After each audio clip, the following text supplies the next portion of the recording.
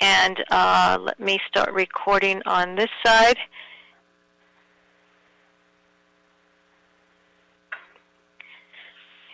This call is now being recorded. Okay, so ready to go. Wonderful. Welcome, everybody. Thank you for joining us on for our November Los Angeles City Health Commission meeting.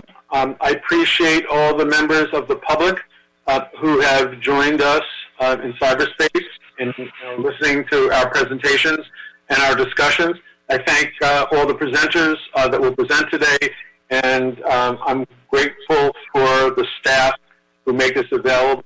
I also appreciate the dedicated volunteers, all the commissioners who give up their time to improve the health care of the city of Los Angeles. May I have a roll call, please? Yes, Commissioner Mandel. Present. Commissioner Grimmig. Commissioner Grimmig? Thought I had seen him earlier. You're muted, Commissioner Grimmig. I'm here. Sorry, I was just on mute. I'm here. It's okay. Commissioner Osi. Present. Commissioner Avila. Commissioner Estradas. Present. Commissioner Hisarick. Commissioner Hisarick, you are muted. Okay, I know I can see Commissioner Hisarick. Commissioner Cato. Present. Good evening. Commissioner Kalfani.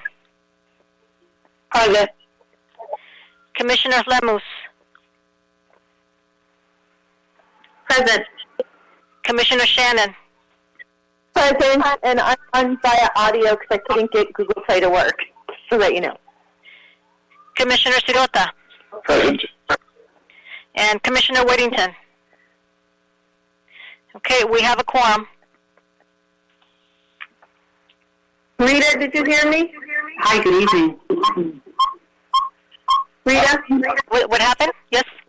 Did you hear me? This is Lorraine. Yes, Lorraine. Yes, I have you. Okay, thank you. This is Hisarick. I hit the wrong button. Thank you for your help. I really appreciate it. Okay, bye. Okay, yes, I got you too, Commissioner Hisarick. Okay, And thank you. just a reminder, if you're not speaking, please mute yourself so that we don't have that feedback. Wonderful. Thank you. If everybody could mute themselves if they're not speaking, I appreciate that. Can I have an approval of the minutes? City Clerk, I'm going to need the closed caption link again. Technical reasons. I've lost it from the chat box, or alternatively, if you don't mind, you could read that now for the public, and then we can go to the approval minutes after that, please. Okay, so for anyone who needs closed captioning, please go to this stream link, and it is https://www.streamtext.net/event-LA City in all caps. Excellent. Thank you very much. Can we have an approval for the minutes of our October meeting, please? May I have somebody approve it? I'll move to approve. Second? Somebody second it, please. I second. I'm sorry, who moved that? I think it was Hisarick and then Sirota. It was Kato. Oops, sorry. Thank you, Ron.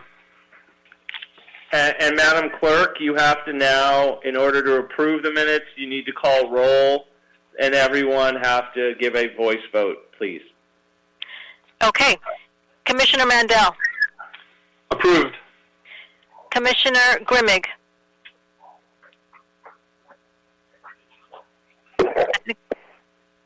I think Commissioner Grimmig was not here at the last meeting. I'm not sure if he's abstaining, but you are muted, I think. Yeah, I was I was not at the last meeting, so I guess I have to abstain.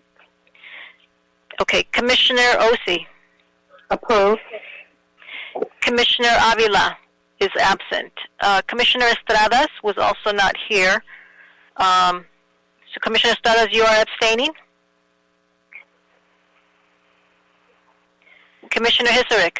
Approved. Commissioner Cato. Approved. Commissioner Kalfani. Approved. Commissioner Lemos. Approved. Commissioner Shannon. Approved. Commissioner Sirota. Approved. And Commissioner Whittington is absent and was also absent at the last meeting. The minutes are approved. Thank you. To neighborhood council comments. Is anybody from the neighborhood councils in our Zoom waiting room? Hearing, seeing none, moving on to public comment. Is any member of the public ready to comment? Thank you, Dr. Menzel. We have 3 people on the line. I'll now let our first speaker in.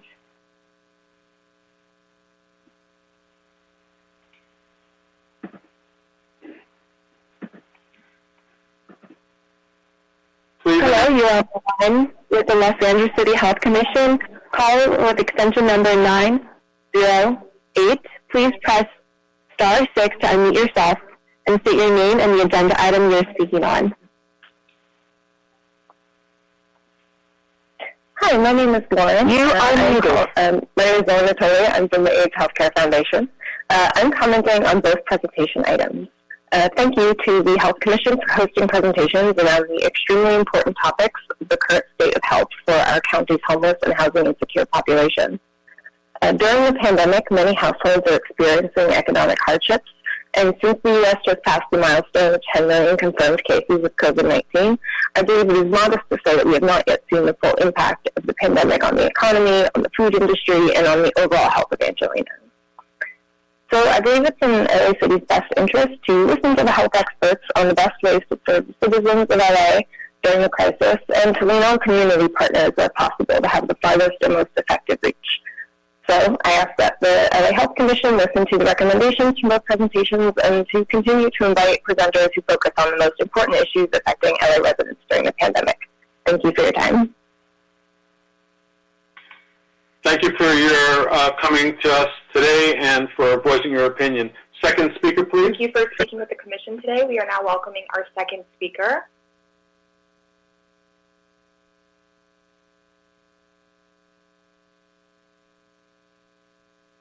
Good evening, speaker. You are on the line with the Los Angeles City Health Commission. Caller with extension 818. Please press 6 to unmute yourself and state your name and the agenda item you are speaking on. You have 2 minutes to speak on a public comment or agenda item.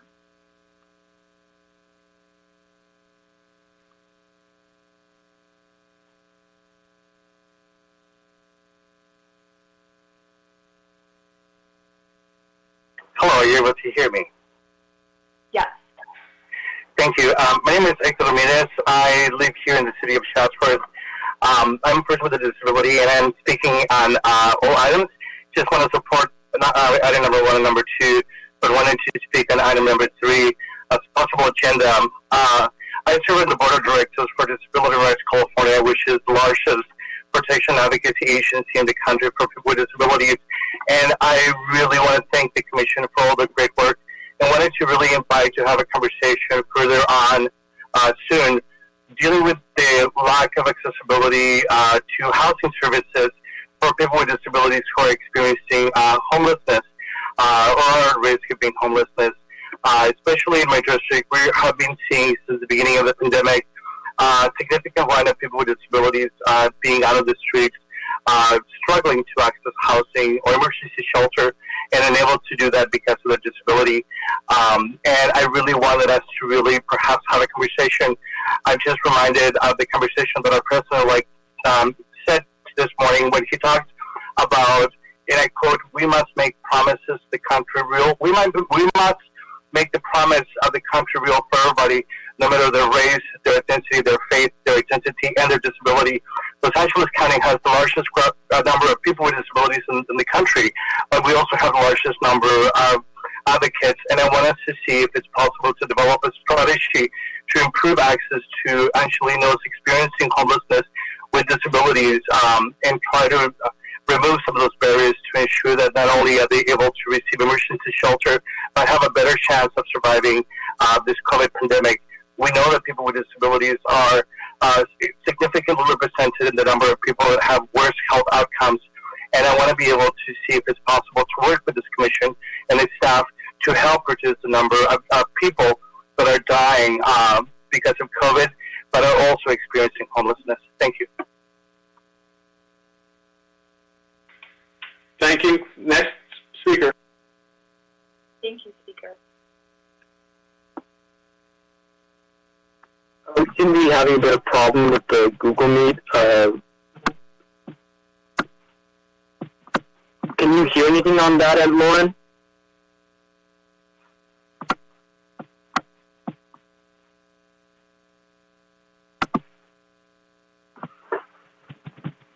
The Google Meet extension has to unmute themselves for us to be able to hear them.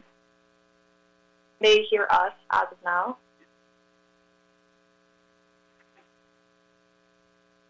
Can hear you, Lauren. As long as they can hear us, we can continue, correct? Correct. Correct. You can go ahead and let the next speaker in. That's fine.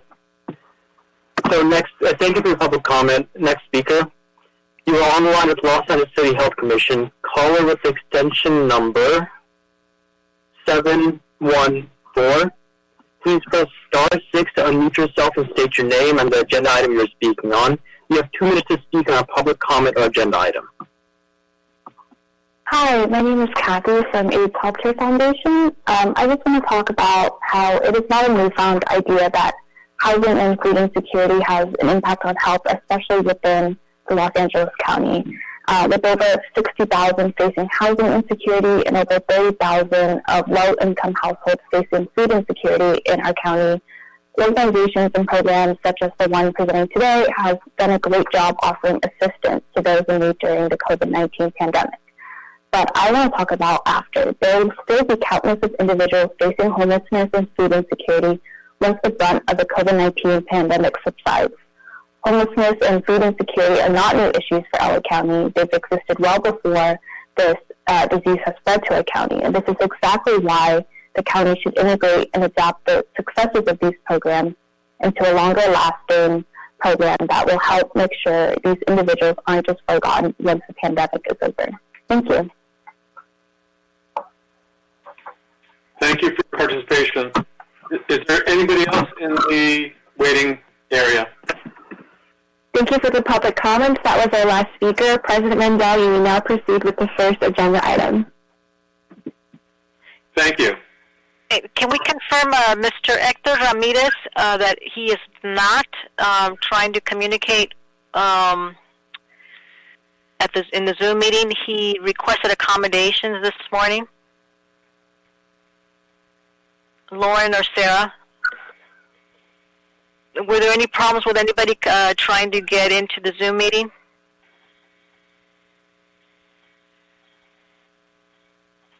They may have hung up. Okay. Moving to the first agenda item, discussing of housing and health, we have 2 experts from the Department of Health Services. I believe that Lepi Shamrati will present first, and then Susan Spinelli. We're honored that you take time off this evening to come to the LA City Health Commission to present and educate us about what the county is doing. What the county is doing in regards to partnership with health and food security. Lepi? Thank you so much, Dr. Mendel. Very nice to see all of you. My name is Lepi Shamkata. I'm the Director of Housing and Services at Housing for Health at the Department of Health Services. So I'm just wondering, just technical, do I share the screen or does somebody on your end share the screen with our presentation? You share your screen. Okay, let me do that. sorry.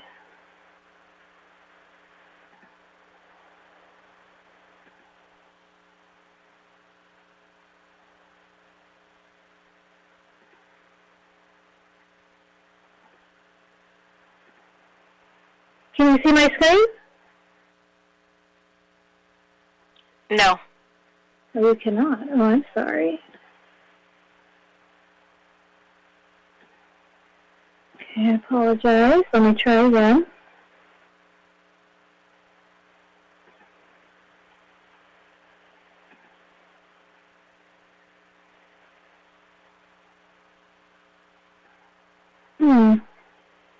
I'm really sorry. Susan, are you able to share the screen?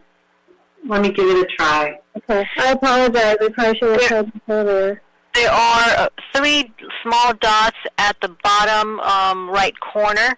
Yep. You click on that, and you should have a pop-up, and you'll see that it says... yeah, I was trying that with the present now, but that means that it's not allowing me. Do I need to be made a presenter?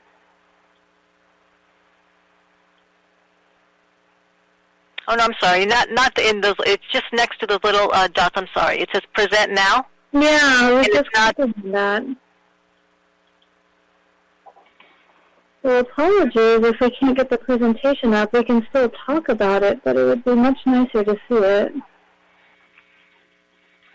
Can we make her either a host or make her a presenter so that she can have the ability to present us live, please? Yeah, I might have it. I don't know that that is an issue. I don't need to make... there we go. It's coming up. Working? Oh, good. Are you able to see that? Yes, but let's see. I think you need to... You know, and our IT guys just left and are on the road. I wonder if you can make that a little bigger.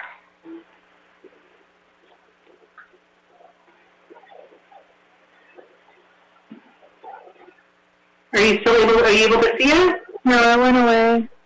Oh, okay.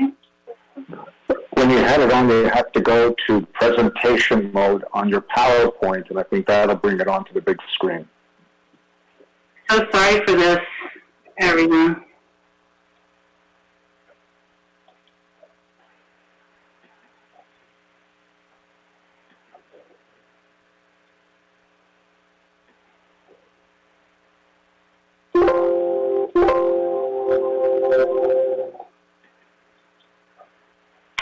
It's not going back up.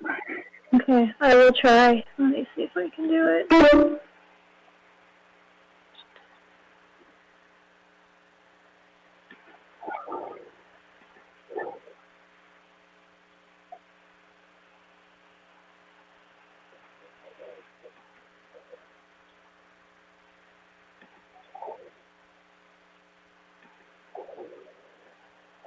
Okay, I'm going to try again. Let's see if it works.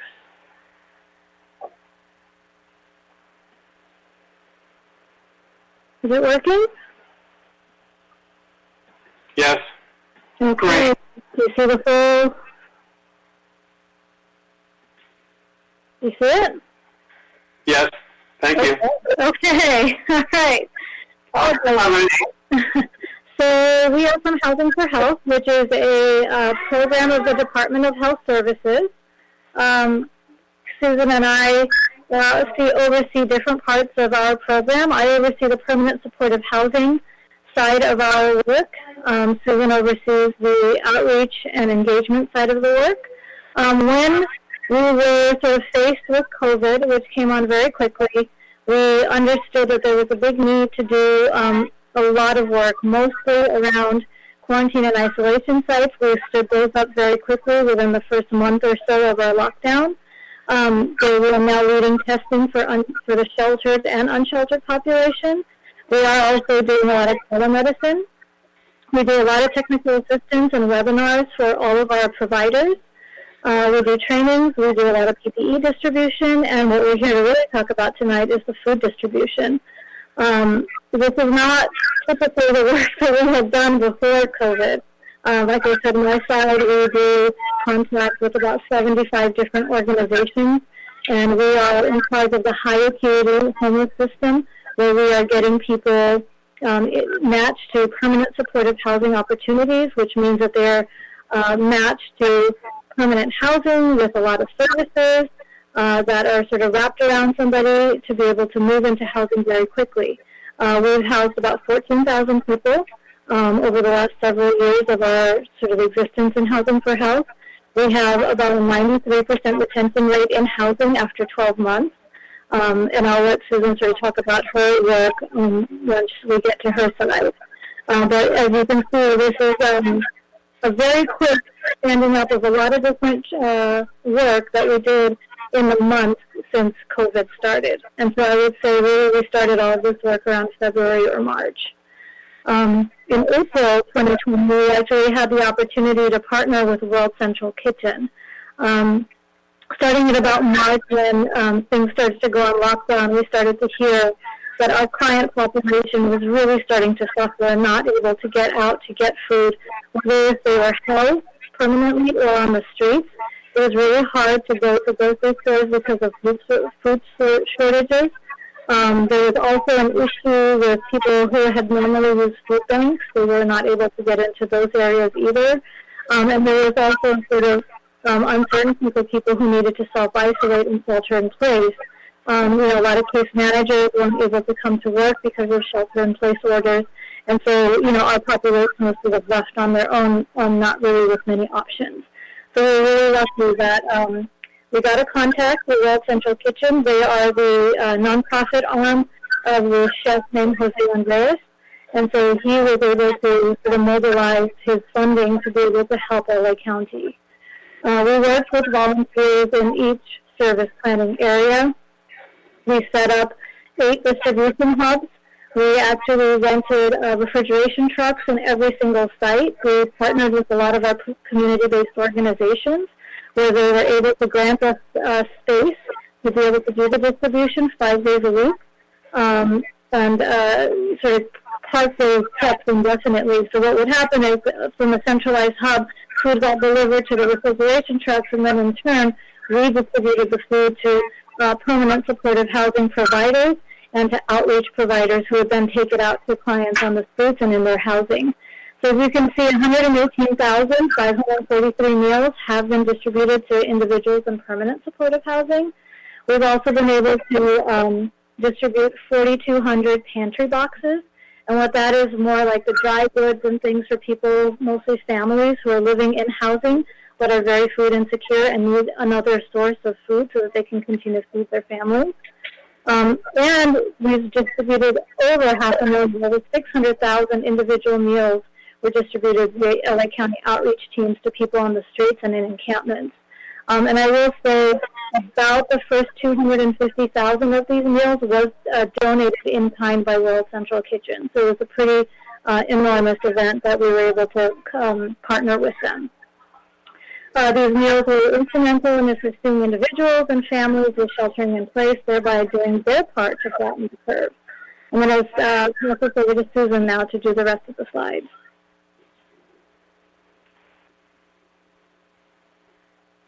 Susan, you're muted. Hello. Good evening, everybody. Thank you, Leafy. I wanted to share a bit more about the outreach food distribution. The program is still up and running. In October, we expanded to include the weekends. So teams are delivering food to folks experiencing homelessness throughout LA County living on the street 7 days a week at this time, which is kind of amazing.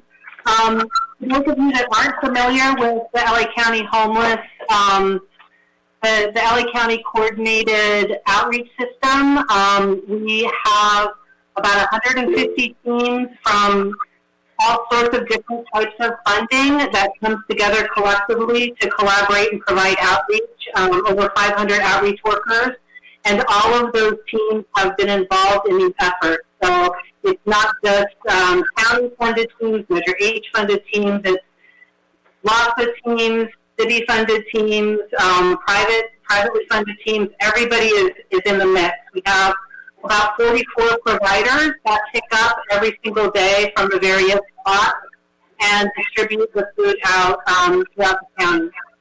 So the program is funded through December of 2020. At that point, we do not have funding identified.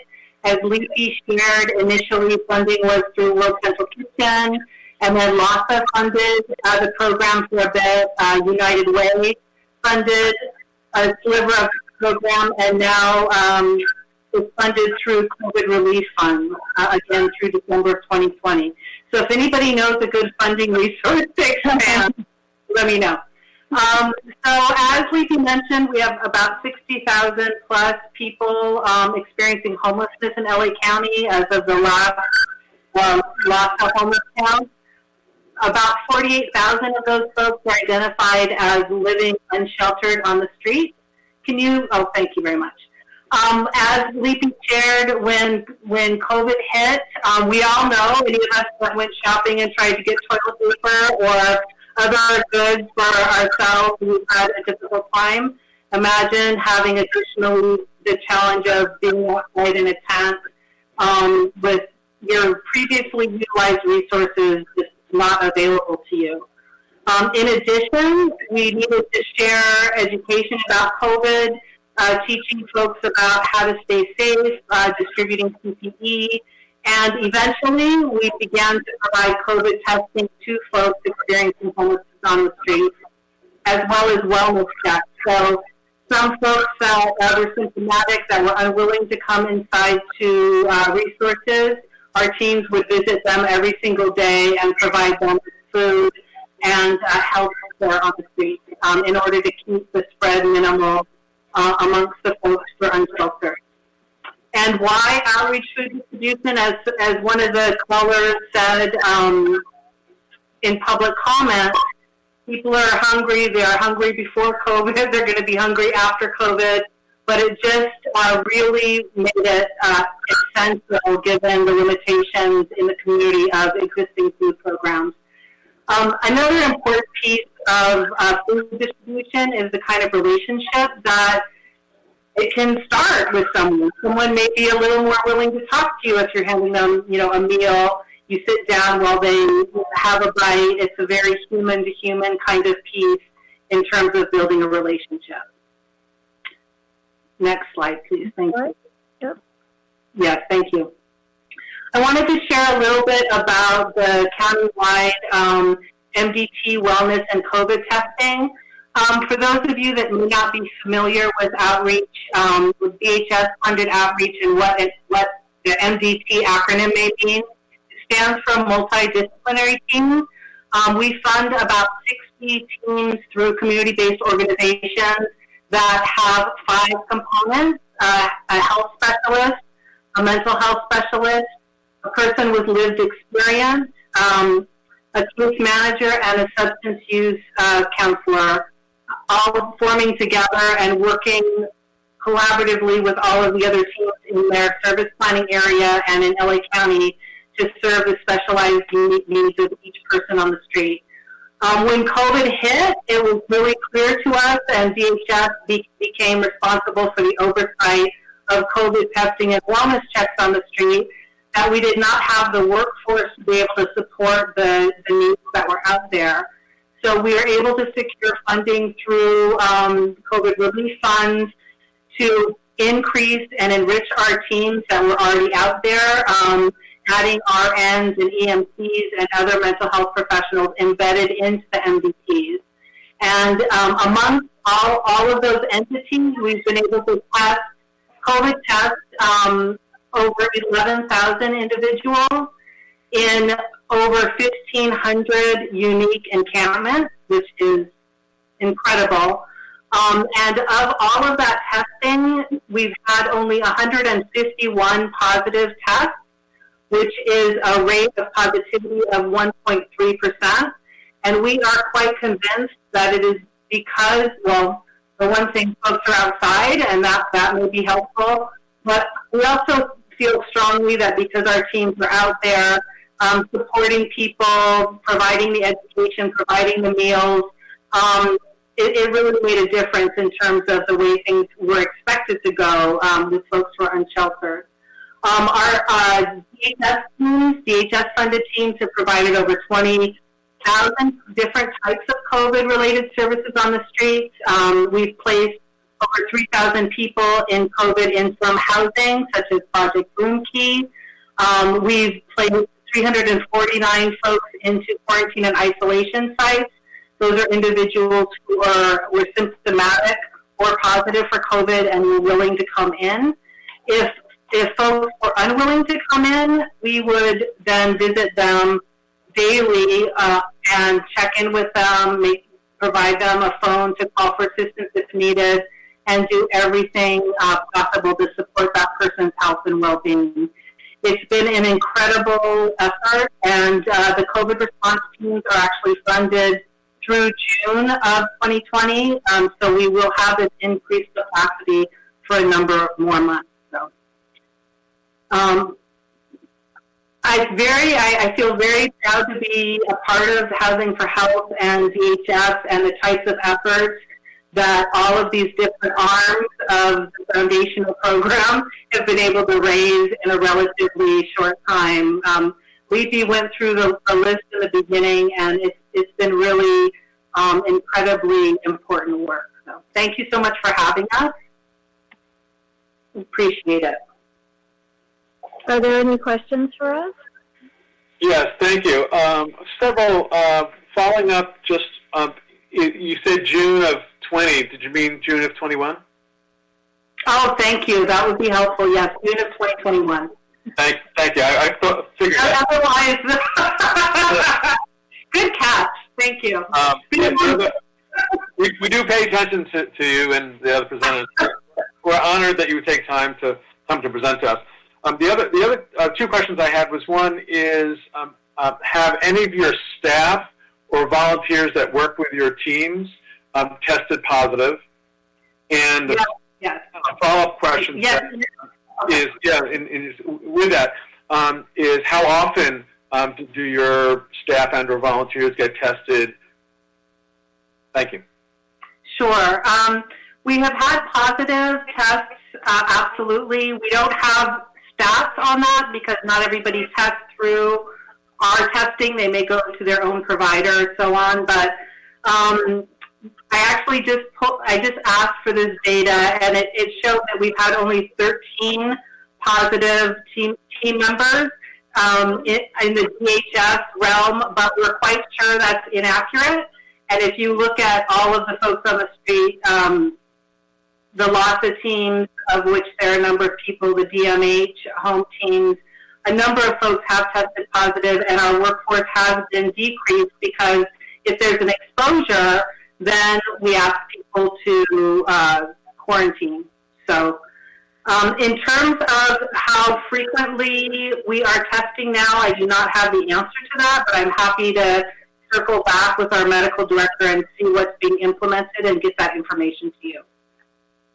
Thank you. I mean, you would think that your volunteers and staff would be people who are theoretically at higher risk occupationally, and hence they should be tested on a regular basis, as well as the fact that if you have 13 documented, you would think that the Department of Health Services would be able to trace those people to see if they more likely than not got it in their work environment, or whether they got it from going to the market or from a party that they went to, because that's very important going forward to make decisions on how you guys should be tested, and then also from a public policy point of view, other protections that we could give workers who are working on the streets to treat and help the homeless. So that would be an important thing for us to kind of know. But it is when you said 13, that's 13 in the entire DHS, or is that 13?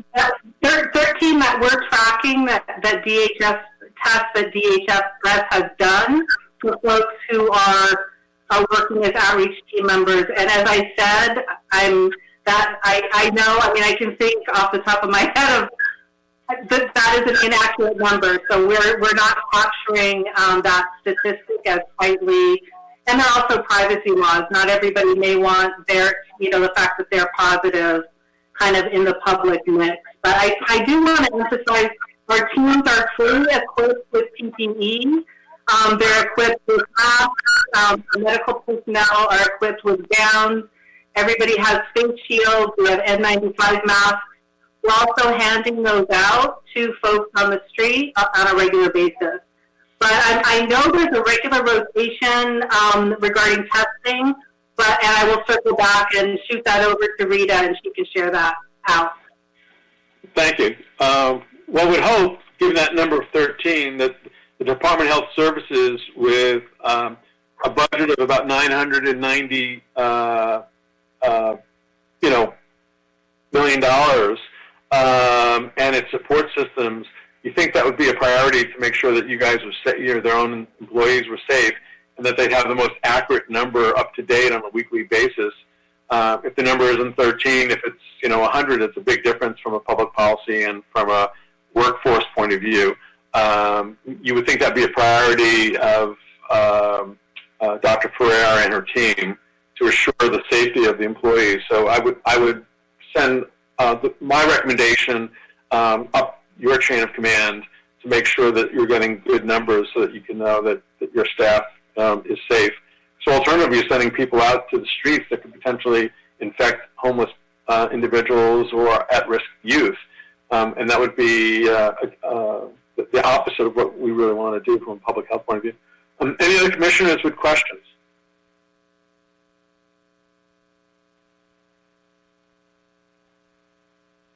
Well, seeing none, your presentation was excellent. We truly appreciate both of you coming to meet with us this evening.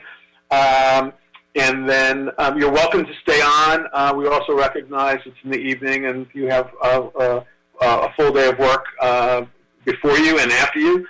So you're welcome to sign off, and we truly appreciate you meeting with the Commission. If you could get us that extra information, we appreciate that as well. Dr. Mandel, I actually got it from our medical director.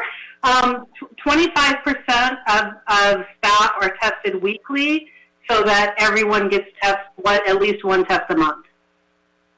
That's excellent. That's prudent and reasonable, and with a low positivity rate of your staff, that seems to be a reasonable number. And going forward, if your numbers stay that same, it means that the protection you're having, the PPE that you're getting, is sufficient to protect you and also to protect the community. So thank you for your timeliness in getting that information directly to the public. You bet. The city really appreciates your efforts, and to your medical director as well. Thank you. Thank you. Have a good evening, everyone. Hi. I think there's a question, Commissioner Ossie. Yes, just for clarification, I'd like for the presenters to clarify if their director is Dr. Ghali for the Department of Health Services and not Dr. Ferrer. Yes, it is. It is Dr. Christina Ghali. Thank you. Clarification. That's an important one. Thank you. Yes. So for the public who's listening, the County of Los Angeles has 3 separate arms that all handle health issues. One is directly related to health, Department of Public Health. One is more related to the hospitals and to the clinics. And the third is more to mental health. So separate divisions that sometimes partner with each other and sometimes work independently. So for the listeners out in the community, basically how it works, they all have separate budgets, they have separate directors, they all answer to the 5 county supervisors. Any other questions from a commissioner? Seeing none, thank you, Susan. Thank you, Deepa. I truly appreciate you coming today. Moving on to agenda item number 2. Bye. Thank you. Bye.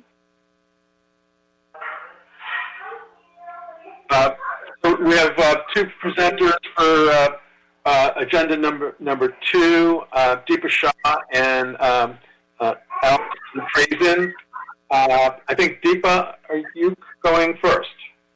Hi. Good evening. Yes, I am. Thank you, Dr. Mandel, for inviting us to speak today. My name is Deepa Shah Patel. I'm the director of the Nutrition and Physical Activity Program at the LA County Department of Public Health. and I'm joined by my colleague, Olsen, who is serving, as I am as well, on the LA County's Emergency Food Security Branch. So I'll start off in talking a little bit about the Nutrition and Physical Activity Program and the work that we do. I'm going to ask if Allie can share her screen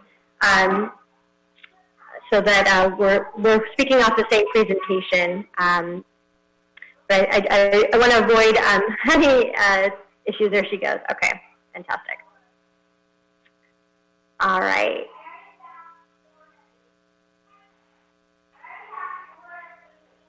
Okay. Allie, is that the first slide? Oh, is that your slide? Oh, I can't see you. Oh, there we go. Okay, fantastic. All right. So as Susan Spinelli had mentioned, food insecurity has been an issue in LA County for quite some time. And so what our program does, and I can talk a little bit about the vision and the mission in our next slide. Our mission is to advance good nutrition practices and physical activity for all people in LA County. Our program receives funding primarily from three sources. One is the Supplemental Nutrition Assistance Program Education Arm. So this is the nutrition education and physical activity arm of SNAP, so in California known as CalFresh for the benefit and CalFresh Healthy Living for the education programs. That's about $13.6 million annually. We also have the Gus Schumacher Nutrition Incentive Program. That's about $500,000 for over 3 years. And the Productivity Investment Fund, $300,000 also over 2 years. And I'll briefly describe all of those funding streams. Next slide, please. We have sort of shifted gears in the last couple of years in terms of our program to really recognize the importance that poverty and food insecurity play in chronic disease prevention. So Nutrition and Physical Activity Program is housed under the Division of Chronic Disease and Injury Prevention, and really we're looking at the intersection now of food insecurity and chronic disease prevention. Next slide.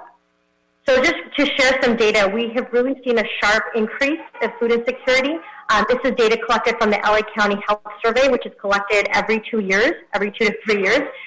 This graph shows with incomes that are less than 300% of federal poverty level, so that's about $75,000 for household income for a family of 4. From 2002 to 2015, we saw a sharp increase of food insecurity. Actually, I should say it was about 2011. We saw some leveling off, and we see that in the latest data collection in 2018. But really from 2002 to 2015 was about almost a 34% increase in food insecurity. And when we talk about food insecurity, the USDA, the United States Department of Agriculture, defines it as food security generally is any kind of reduction in the quality, variety, desirability of diet, and very low food security actually talks about disrupted patterns of eating. So that's when we actually talk about hunger. Just a few other data points that I'd like to share. Next slide is the geographic distribution of sort of where we're seeing the most food insecurity, which is definitively in South Los Angeles, and then the lowest numbers in the western part of the county. Next slide, we'll talk a little bit about the racial ethnic breakdown. We see higher prevalence of food insecurity among African American communities and Latino communities, especially in comparison to white and Asian. Next slide, please. This is where we're talking about how important that hunger is a health issue. So we're comparing this is again data from LA County Health Survey, comparing food insecure households with food secure households, and we see the prevalence of obesity, of diabetes, of high cholesterol, much, much higher in the food insecure households. And normally when we think about food insecurity, we maybe conjure up images of emaciated people, those who are experiencing kwashiorkor, marasmus, those of you who have a medical background know what I mean, who are very thin. But what we're seeing in LA and other parts of the United States is that because we have access to this high, cheaply processed foods that are high in sugar, salt, and fat, we see the result of consuming all of these types of foods over a long period of time and how that impacts chronic disease status. Next slide, please. This is a study by Feeding America, which saw that when people are experiencing food insecurity, they're making tough decisions. And just to point out that 79% start to purchase inexpensive, unhealthy food. So next slide. What we're really talking about when a lot of our programs the goal is to prevent diet-related chronic disease such as obesity. Really addressing food insecurity and diet-related chronic disease prevention in a coordinated way. So not like looking at just sort of addressing the biological needs of hunger, but really looking at it comprehensively and holistically, and recognizing that this coexistence of food insecurity and obesity is expected because this is the result of social and economic inequity. And so that therefore we should be looking at them and addressing them in an aligned and coordinated way. Next slide, please. There were a couple of recommendations that came out of our last food insecurity report that the department released in September of 2017, and really recognized this understanding of looking at things where food insecurity and diet-related chronic disease prevention where the rubber meets the road. Of course, first and foremost, increasing participation in CalFresh. Our sister Department of Public Social Services has done a phenomenal job in increasing CalFresh utilization. However, we're still really underutilizing the program as a county.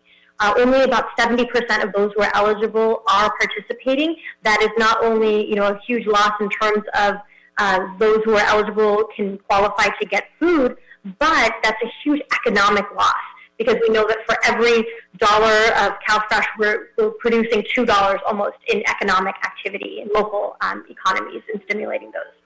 The second is to enhance nutrition standards in food pantries. So when looking at, a lot of food pantries are taking health into account, not only looking at just, again, feeding bellies, but looking at, the people that are coming to food pantries already are experiencing obesity or hypertension or diabetes, and need to come to the food pantry to have nourishing, wholesome foods to sustain their bodies. The third is screening for food insecurity and intervening at scheduled health visits.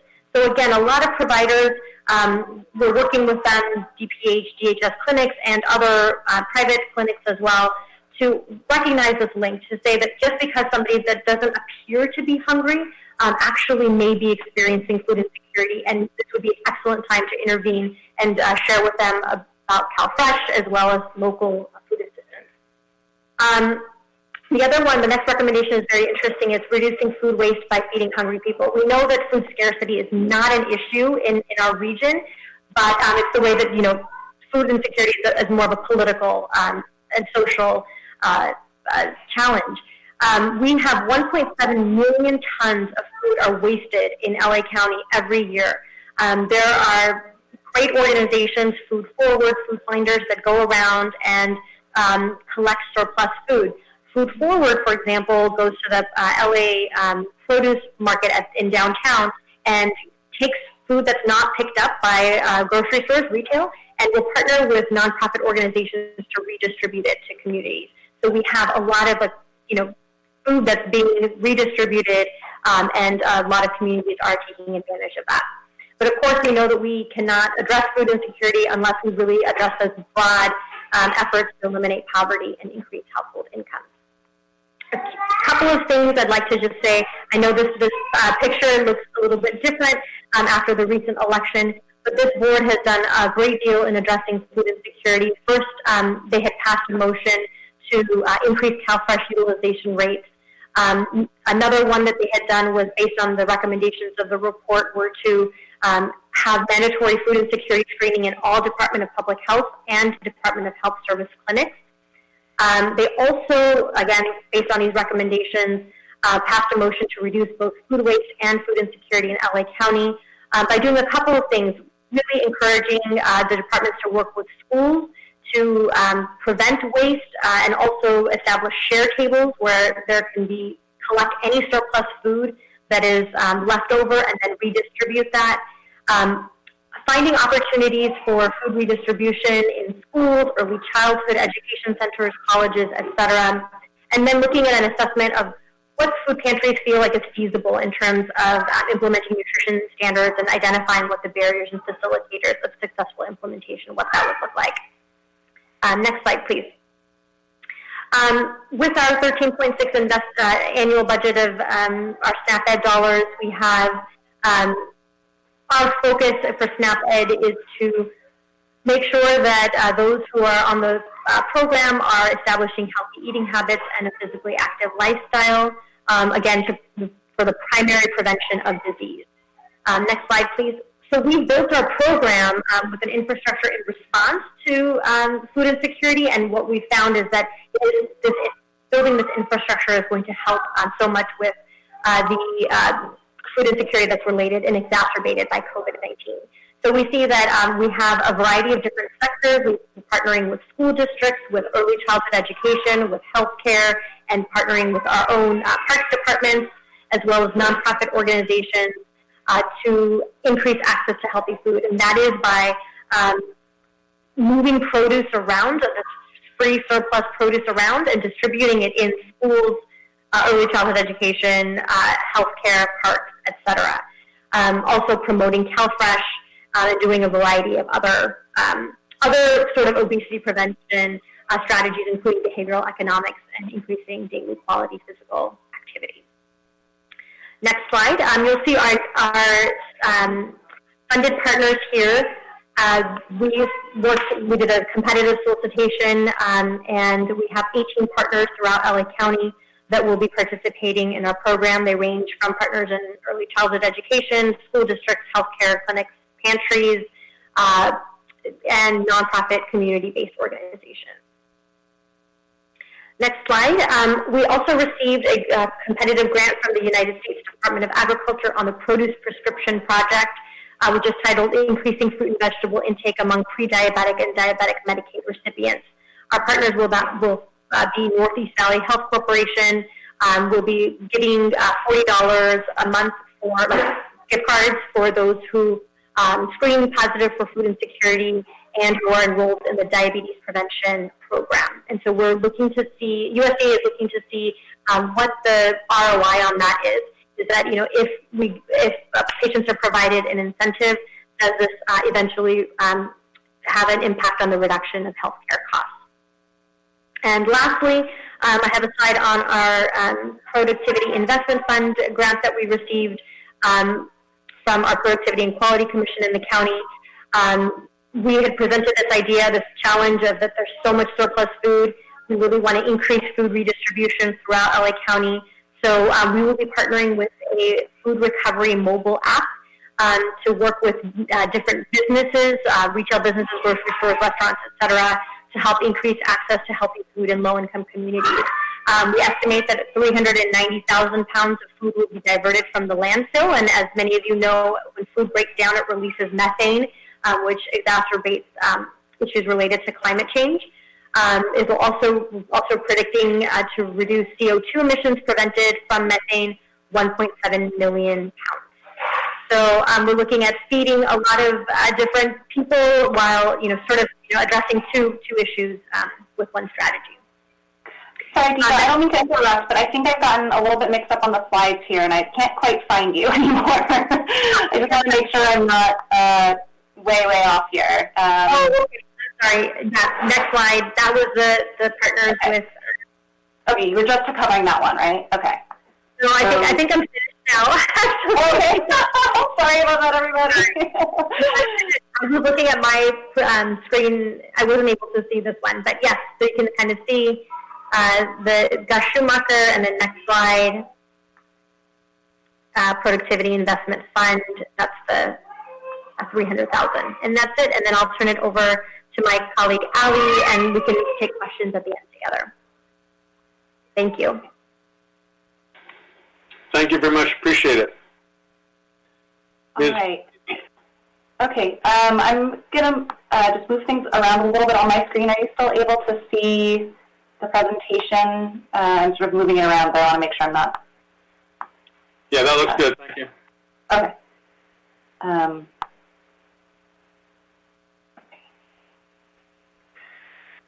So those of you who have been involved with emergency response may know that governments typically set up emergency operations centers during times of emergency. These are intended to support different types of coordination across departments than might be required in ordinary times, and they typically have a whole hierarchy and structure that is sort of different from the government's usual structure. And these EOCs often have feeding branches that are designed to get food to people who have been affected by a disaster. In the case of an earthquake or a fire or something like that, the feeding branches typically offer like relatively short-term assistance. It's, a matter of working with Red Cross or, National Guard to get meals ready to eat to people who've lost their homes or that kind of thing. But it became clear pretty quickly that COVID was a different type of disaster entirely. And so we set up what we call Food Security Branch to deal with the spike in food insecurity, which was really due to the economic impacts of the pandemic, more so than the health impacts of it. So just to show you sort of the structure of that Food Security Branch, it's nested within the EOC. We report to the sort of DPSS, that's the Public and Social Services branch of the EOC. We're a sub-branch in that. And we also, so the goal of the Food Security Branch was to really support coordination across the many different county-wide food assistance programs that already exist. And we were hearing at the beginning of the pandemic, of course, about many people either losing their jobs or losing hours, losing income, couldn't afford to make rent, couldn't afford to put food on the table. And many of our countywide programs that are aimed at getting food assistance to people were also struggling to meet the increase in demand. In some cases, they were having to change their operations entirely in order to enable social distancing or enable people to, isolate at home or wherever they live. And so we set up a food security task force to coordinate across all of these sort of different countywide programs to try and track the different changes in demand or need that they were seeing, understand what their capacities were, what resources they needed, and to work together and try and fill as much of the need as possible. And again, our focus is on programs that operate countywide, but not all of those programs are administered by the county government. So we do have, of course, the Department of Public and Social Services, which administers the CalFresh program. That's Deepa spoke about it a little bit already. Offers cash assistance for food. That's the biggest sort of food assistance resource that exists, most broadly available. There's also, senior meal programs offered by our Workforce Development, Aging, and Community Services Department. And of course, there's a variety of, nonprofit, non-governmental organizations that operate countywide as well. Apologies for my dog back there. And I should mention that, of course, the city has been a partner in that food security task force from the beginning. So we're coordinating with them sort of at a high-level sort of portion of the government, and the individual programs that are operated by our departments also coordinate with the city. So, for example, we have an elder nutrition program that serves older adults everywhere in the county besides the city. The city has a complementary one that serves all the older adults in the city. So we've been doing that coordination now for close to 6 months, and the food security branch, we initially laid out these goals. So in addition to tracking and addressing food needs, as I mentioned, we also really wanted to raise awareness of food assistance resources among people who need them, including many people who were sort of newly in need of them because of their sort of income losses. We also wanted to monitor the food supply. I think Susan mentioned earlier about sort of all of the run on grocery stores, and certainly at the beginning of the pandemic that was really scary, and it seemed like it could have major long-lasting impacts. Fortunately, we haven't seen very long-lasting impacts of that. The private food sector, grocery stores were able to adapt and adjust really quickly, relatively quickly, within a few weeks. I think most of them were pretty well backstocked. and then as needed, develop new food assistance initiatives. And when we started the food security branch, we didn't have any funding in particular for these new food assistance initiatives. So it was just an idea, but we were trying to coordinate with some philanthropy from the very beginning. And then, of course, when relief funds became available, we were able to support the allocation of those to new food assistance initiatives.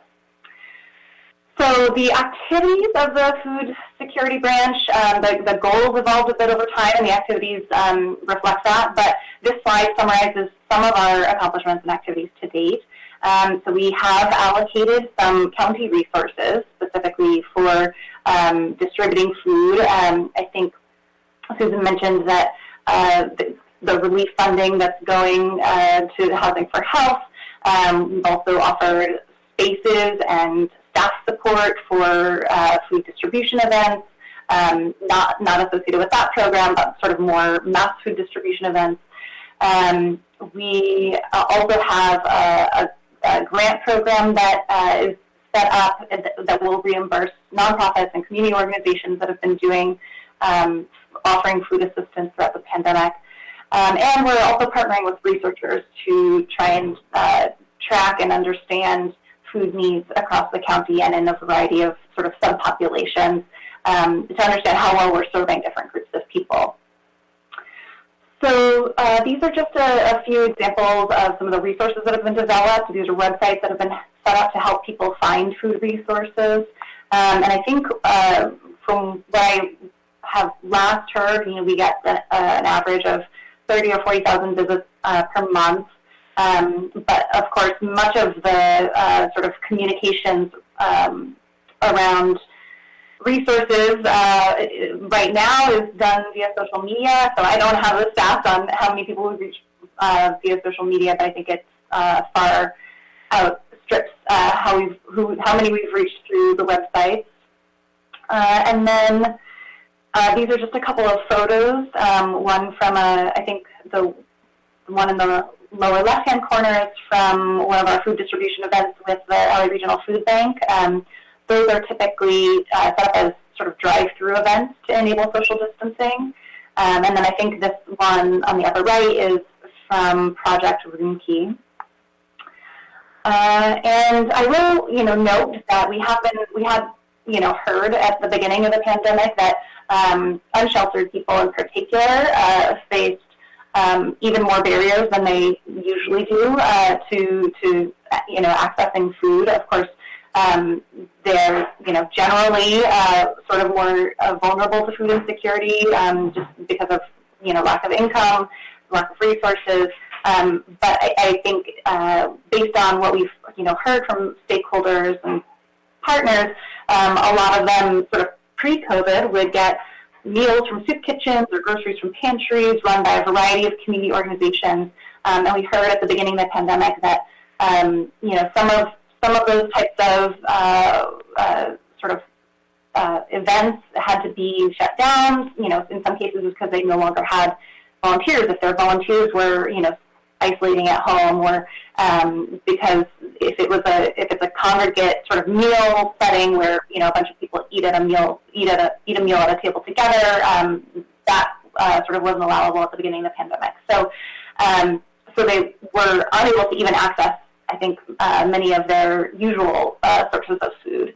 And then the drive-through distributions that I mentioned aren't available to people without a car. We also heard that some people experiencing homelessness are on CalFresh, but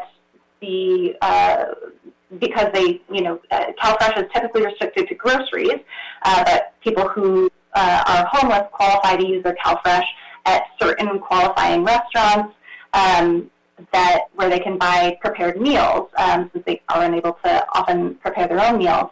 But we heard that, because many restaurants weren't allowing walk-ins, and restaurants were also only doing drive-through, that program was also relatively inaccessible.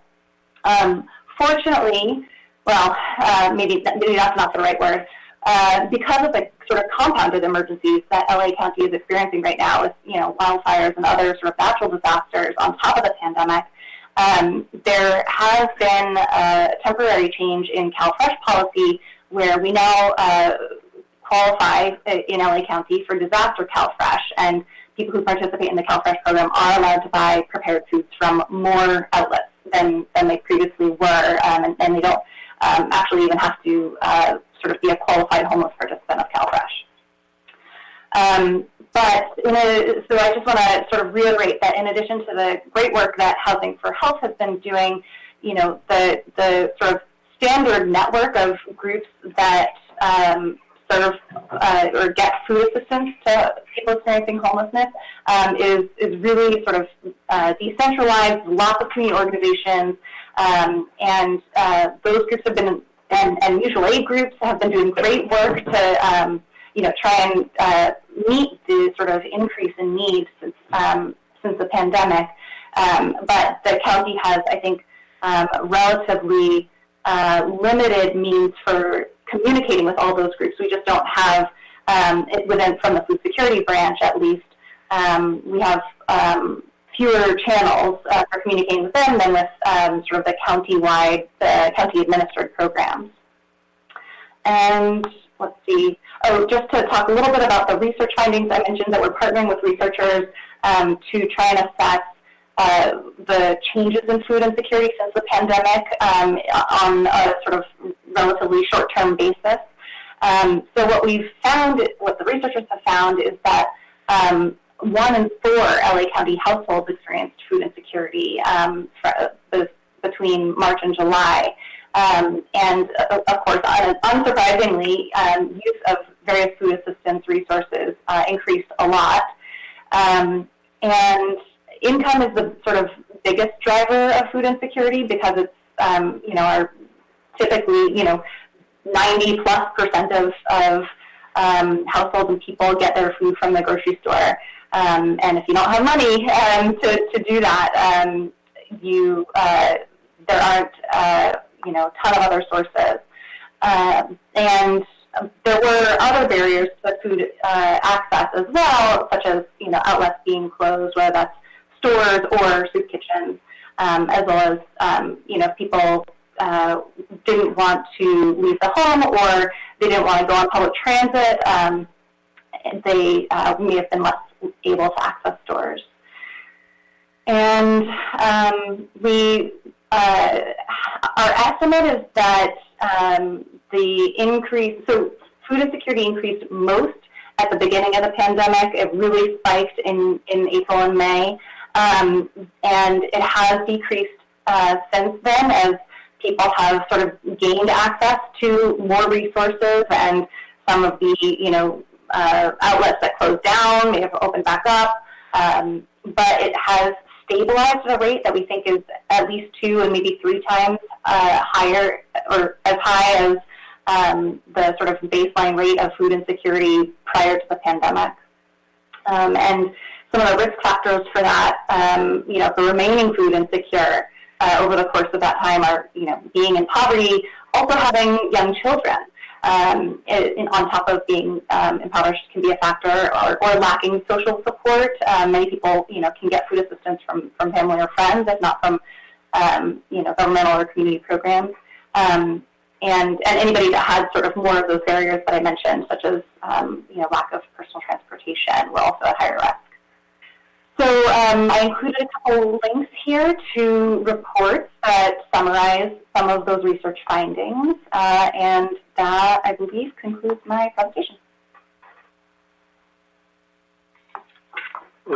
Thank you both, Ms. Franzini and Ms. Shah, for your dedication to the people of Los Angeles, to your expertise and your knowledge in this area, and to come today to present to us and educate us. You mentioned that there was a food report from last year. If it would be possible, if you could send that to the city clerk, who would make it available for all the commissioners, we would appreciate that. And then also, with the assumption that such reports are made on an annual basis, when the next one is made as well, could you send that our way as additionally? We've previously been presented to last year on food insecurity, and the academic who was presenting at that point pointed out that the largest factor of cause food insecurity was actually rental costs. The percentage of the income of people are paying for rent so they can live in the city of Los Angeles, the county of Los Angeles. Is that still the case, or has there been other factors that have come about? I can start, Allie, and then if you could pipe in. We, in our last LA County Health Survey report that was released in May, I will be happy to share it with you. We did ask about housing as well. We do know that in LA, as well as other large cities, housing does account for a large portion of household budgets, which does, there's a displacement sort of substitution effect, and it does impact household budget to purchase food. So absolutely does impact food insecurity. I think Allie would like to share some additional data. Yeah, I was just going to say that sort of the research that I described wasn't conducted in exactly the same way as the research that Deepa's team does. And so I don't think we've analyzed sort of personal experiences in a way to be able to say whether it's housing or something else that is the biggest factor. But I will say that it was very clear that access to unemployment insurance was a really big factor for folks. So people who were able to get that were more able to recover from food insecurity. Great, great. If you could close your slide so we can see everyone, that'd be nice. And then the last question I have, thank you, that really works. The last question I have is, how often do your teams get tested for COVID? And have you had any of your workers get COVID? And following that up is you mentioned coordination with the schools. Are the county workers or your volunteers that are working with you who get tested, are they getting tested through the LAUSD system of testing, or do they get tested through the county? I'll start with public health. You know, we have about 4,000 employees, 2,500 now are part of the COVID-19 response. Myself, for example, and many of my colleagues, to the extent possible, Dr. Barbara Ferrer is encouraging us to work from home, only in positions and roles where there is direct services are involved, where you have to be present, are people going in. I'm not aware of the testing that's required or how many people have tested positive. I can say anecdotally, I don't have any of my colleagues who've shared with me that they have been exposed to COVID-19. I'll just add that the county has been following sort of all of the recommended safety procedures for the food distribution events that are sponsored by the Food Security Branch.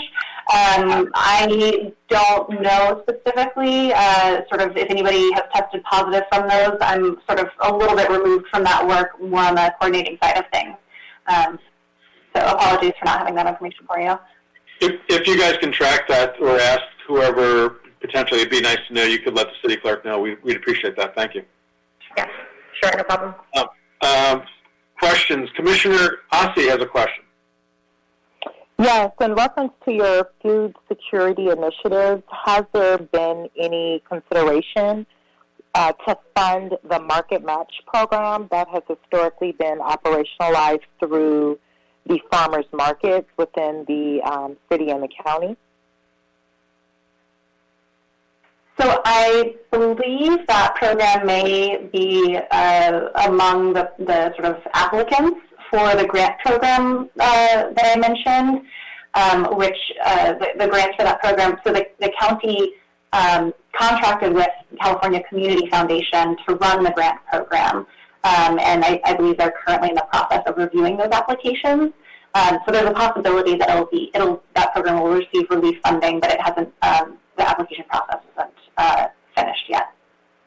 Okay, and the follow-up to that question is, do you know if the market match will extend to individuals other than those that receive SNAP benefits? If someone has an expressed food security issue that they would qualify for a market match, or is it just those that are eligible and receive SNAP benefits? I wouldn't anticipate that there would be changes to the Market Match program as a result of the grant funding that they could be eligible for. But that would be, I think, a question for the program itself, which is not a sort of government-administered program. Thank you.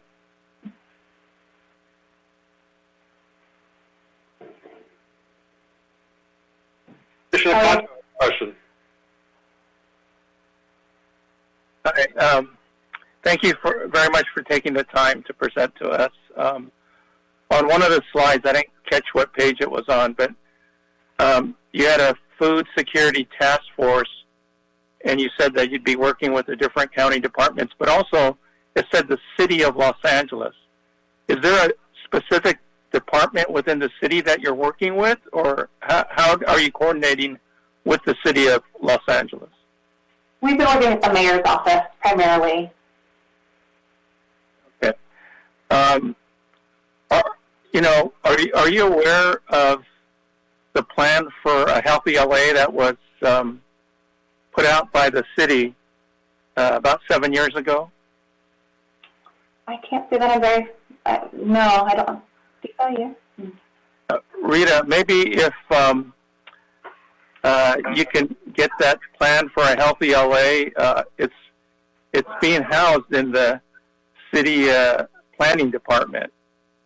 One of the problems, and it's a great plan because it's a preventative program. I liked hearing from you that, with food insecurity, you're seeing the connection with chronic disease and you're working on preventing that.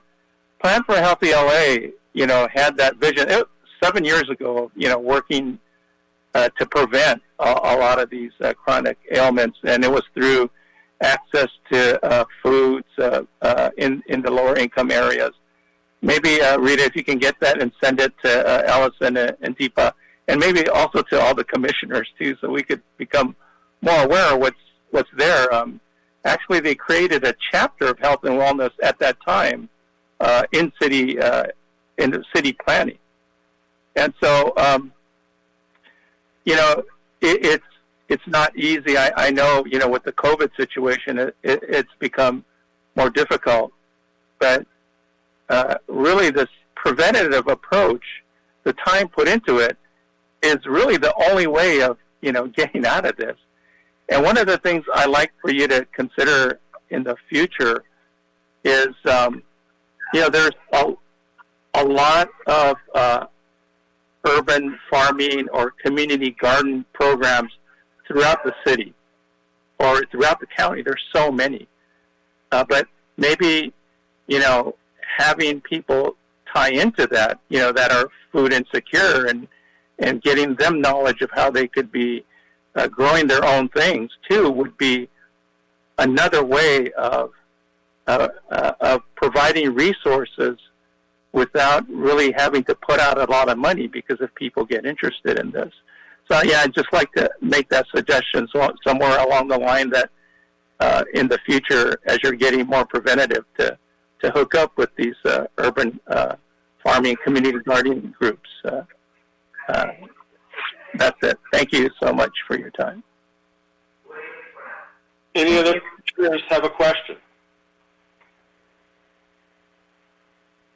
Seeing no other questions, Ms. Franzini, Ms.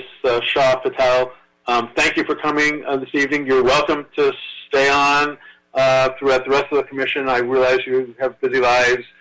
We won't take it personally if you sign off. We truly appreciate your dedication to the people of Los Angeles and to presenting to us today. If you could get us that report, we would truly appreciate it, this year's as well as in future years, so the commission can always be up to date on what you're doing and the fine work you're doing.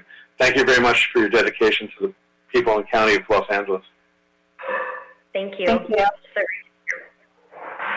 So moving on, we have a lot of other presenters that are going to discuss the issues of homelessness and address their points of view on this. I have a list of names of individuals. I would ask you to keep your comments relatively short, to 2 to 3, 4 minutes the most, being that we have a lot of people who want to present and discuss. I'm going to start with Kim Olsen, co-founder of West Valley Homes.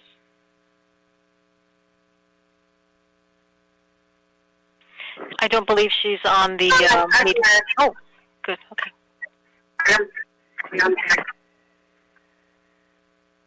Hi. My name is Kim Olsen. I'm the West Valley Homes. I'm also with West Valley Homes. Yes. I want to just a question about something about 1,000 weeks to run a 1,000 program every Sunday with hundreds of Hey, Kim, we're having trouble hearing you. Okay, none. Okay. Trying to get closer. How's that? Is that working? Yep. Yes, that's better. Yes. That's better? Okay. So can I just skip over that? Okay. So basically, for our purposes here, I run a homeless outreach on Sunday. We reach hundreds of unhoused folks in the Western Bonanza Valley. We bring up sin, yesterday we had walk advisory, we brought up blankets and charts. On this first, we have other people speaking about different facets of this issue. I'm going to focus specifically on the special jurisdiction police zone. Kim, we're still having trouble hearing you. Is there somebody else on the phone? Because we're getting a lot of feedback. There's nobody else on the phone. Okay.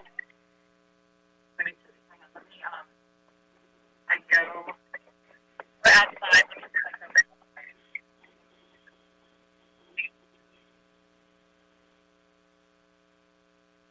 Used to work with Is that better?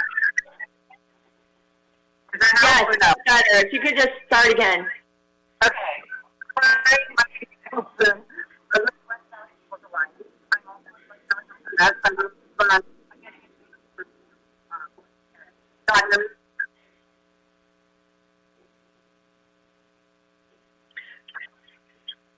think maybe we should come back to Kim and she could call in because I think her testimony is really important and I'm not hearing it.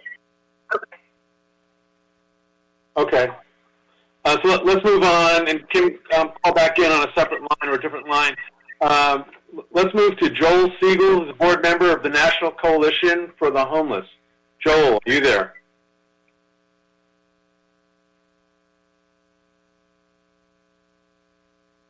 Joel?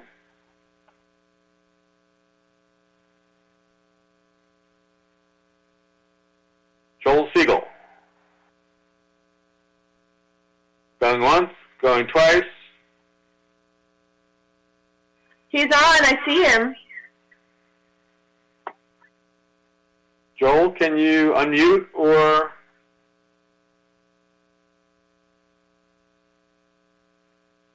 Joel? We're not hearing you.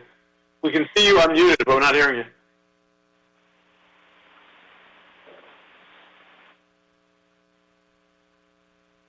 How about now? Can you hear me okay? That's great. Excellent. Thank you. Oh, hi. It's an honor to be with you. First of all, I'm Joel Siegel. I'm formerly Senior Legislative Assistant with Representative John Conyers. Worked on housing, author of the bill Medicare for All, and the first bill to end homelessness.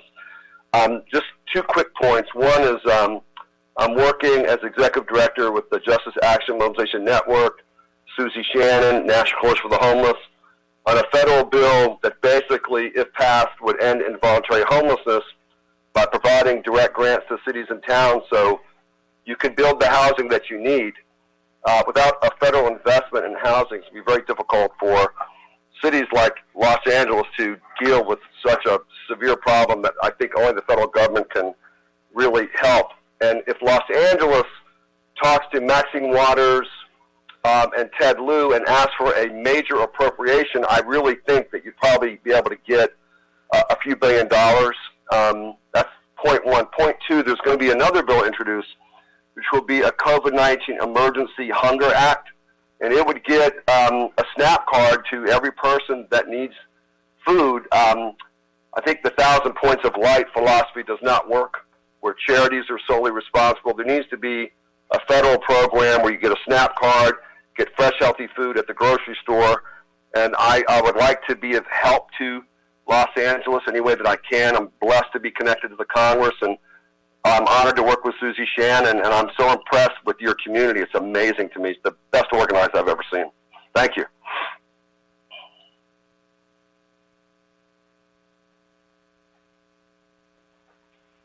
You muted, Commission President. Thank you, Joel, for joining us. And if you're in D.C., we appreciate you staying up late to join us and to educate us. We truly appreciate it. Regina Reed from Homeless Healthcare.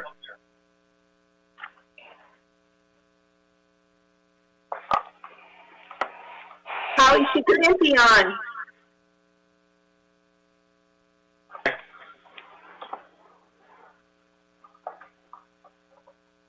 Renee Grace Rodriguez.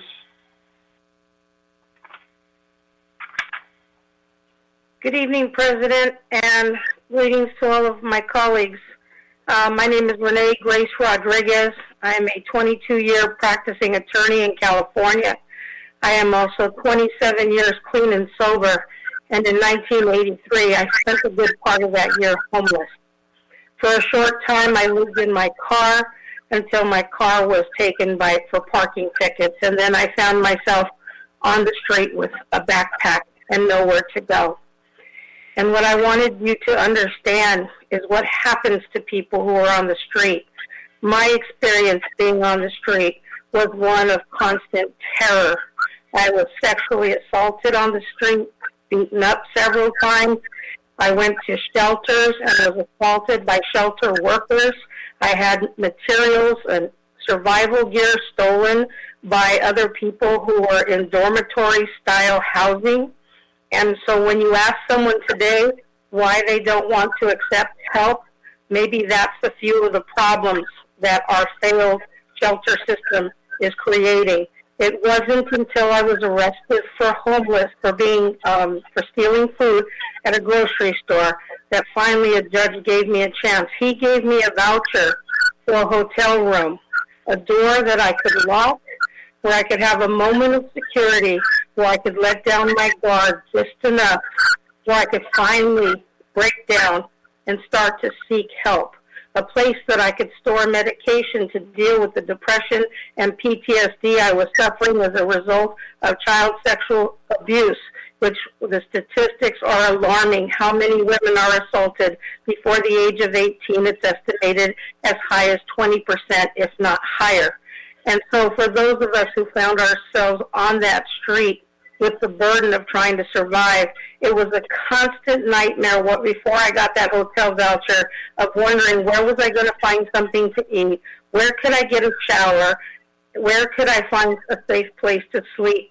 And because of that constant churning of looking for a safe place to be, it was impossible to seek help. It was impossible to attend any kind of 12-step program, much less get any kind of medical help. Luckily for me, in 1983, a lot of jobs did come with health insurance. And when I finally was able to get a job, I could get help through Kaiser Permanente, and that began a very long journey of recovery. And I will tell you right now that housing that was given to me so that I could start that journey was not given with strings attached. I didn't have to stay sober. In fact, I probably spent every night drunk and drugged out of my mind, but doing the best I could to deal with the deep demons that I had to face.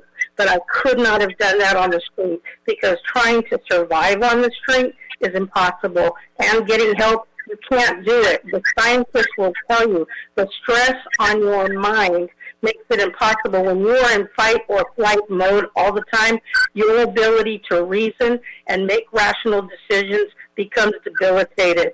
And so I share these experiences with you, having direct firsthand knowledge about what it took for me to get off that street and to get the help I needed. I needed a safe place to start. And that is the blessing of what a lot of hard work is happening in this city, where rooms with a door that can be locked, availability to a bathroom so you don't feel filthy all the time, so that you can clean yourself up, and then you have the ability to possibly have some clean clothes. The social worker that worked with me also gave me a voucher for some clothing at a local thrift store, and I was also given food. Without those things, I wouldn't be here today. Today, I have a successful law practice in the Valley. I employ 5 people. We do pro bono and low-cost bankruptcy services for people who need to start over. And I'm proud to be a happy volunteer with the West Valley Homes Yes and the West Valley People's Alliance. Thank you for hearing my testimony today, how important the work is to give us a safe place so that we can start the recovery. Thank you. Thank you, Ms. Rodriguez, for educating us, for your dedication to helping the people of Los Angeles, for creating jobs, and for your telling your story meaningfully and passionately. You teach us our emotions are with you, and thank you for your recovery, and God bless you for your staying sober these number of years. We truly appreciate you being here tonight. LaDonna Harrell, could you speak to us?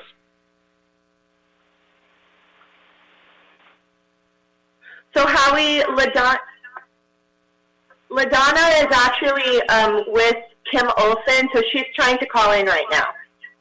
So if you want to move down to Sampson Barracks, we can come back to Kim and LaDonna and Paula Faith, because they're all together. Okay? Wonderful. So Sam Barris, I apologize for destroying your name, who's a psychologist, Pathways Housing First, the UCLA Department of Psychiatry, and a former consultant for the Department of Mental Health for the Veterans Affairs. Thank you, Sam. Appreciate you coming tonight. It's an honor to be here. Thanks for inviting me. And I want to thank Ms. Rodriguez for telling her story. It sets up exactly the continuation that I hope to offer as from my own experience, not as the lived experience of homelessness, but from operating programs for people who are homeless, who have severe mental illness and addiction problems, which I've been doing for about 25 years, first in New York City and now the last few years here in Los Angeles. The program that was not defined as a program by Ms. Rodriguez, but going directly from the streets into a home with no conditions asked, is the program that I sort of have formalized and have been working to implement throughout the United States and Canada and in Europe. So I've seen a lot of the different ways this kind of program is effective.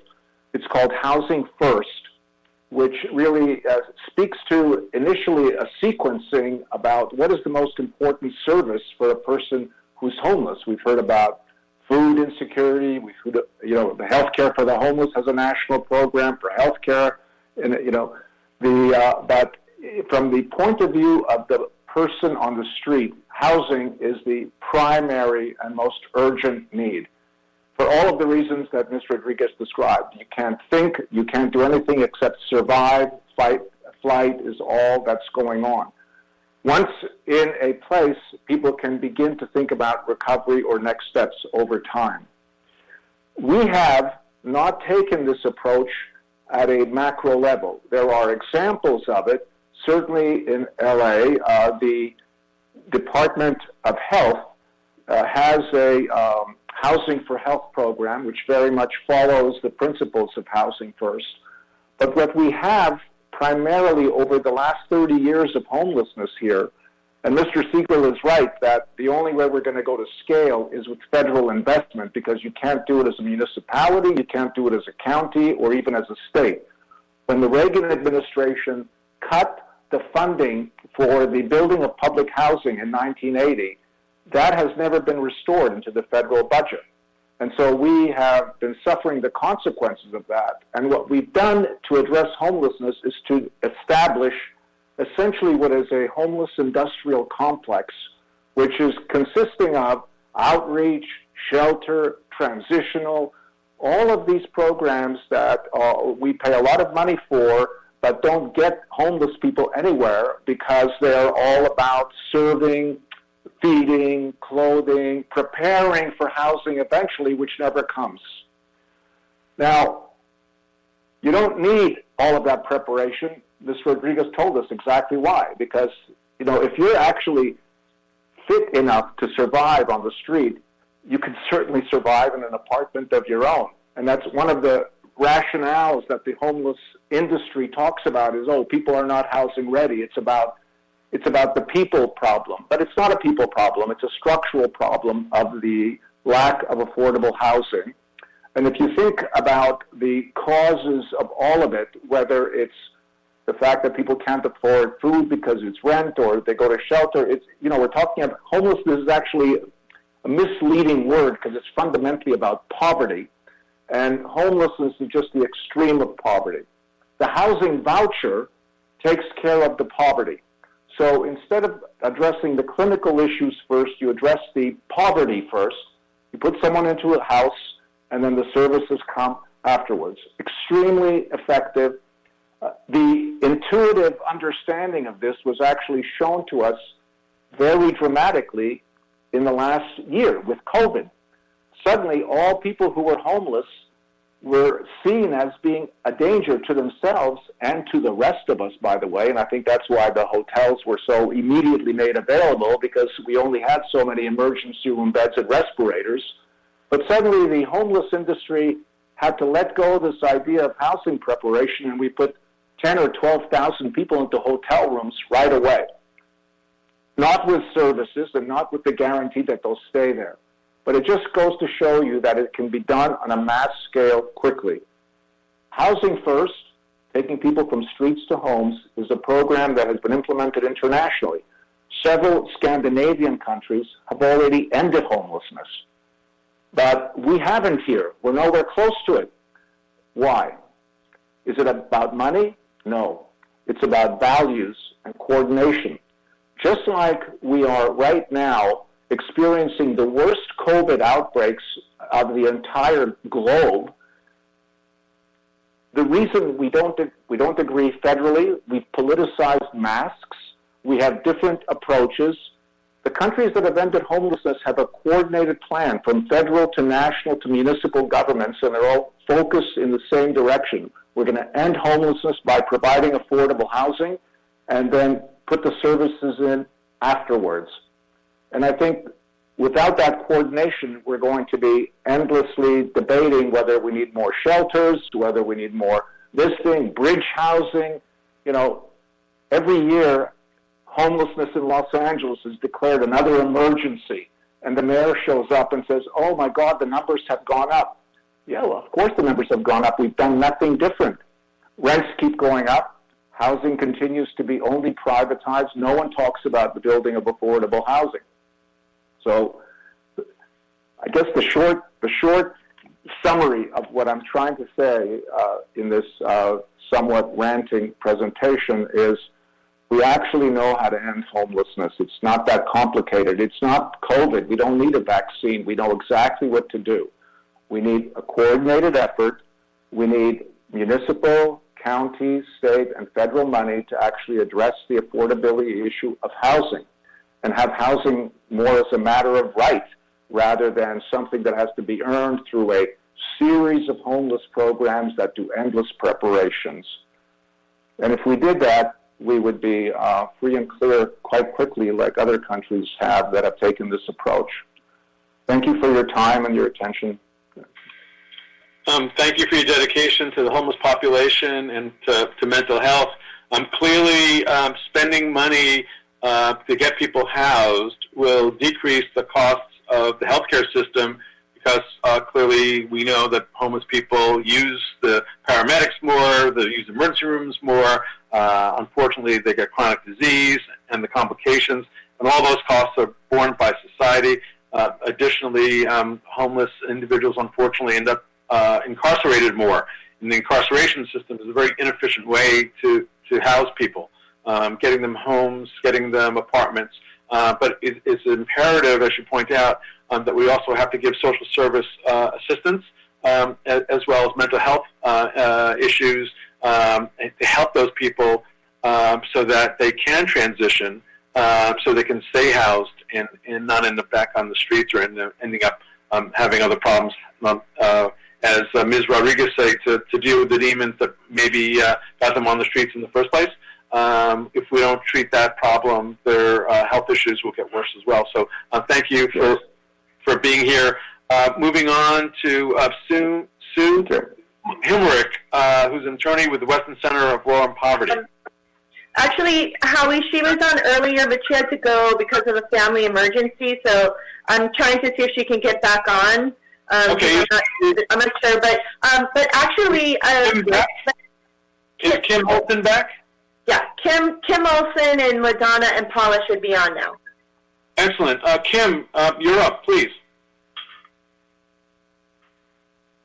I think you're muted. You have to unmute yourself.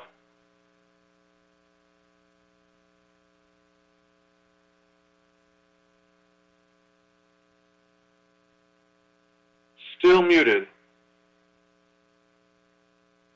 There should be what looks like a microphone midfield. This one. Yeah. Thank you. Okay. Sorry. Yay! Thank you for your patience with us, and we truly appreciate you coming back. Thank you. Thank you for having us. It's been a crazy time. Hang on 1 second. I need to plug in this computer. It's going to die. There we go. Okay. I think we got it. Hi, my name is Kim Olsen. I'm with West Valley People's Alliance. I'm also with West Valley Home CS. I help to administer the Fish of West Valley Food Pantry. We feed about 1,000 food insecure people each week. I also run a homeless outreach on Sundays where we reach out to hundreds of unhoused folks in the West San Fernando Valley. So we have a couple of other people here to talk about things. I'm going to focus on the special enforcement cleaning zones and sweeps in general. This, for me, is a very dire situation. What we have with the special enforcement cleaning zones, for those of you who are not familiar with it, we have zones around bridge housing where the city is allowed to come in and sweep.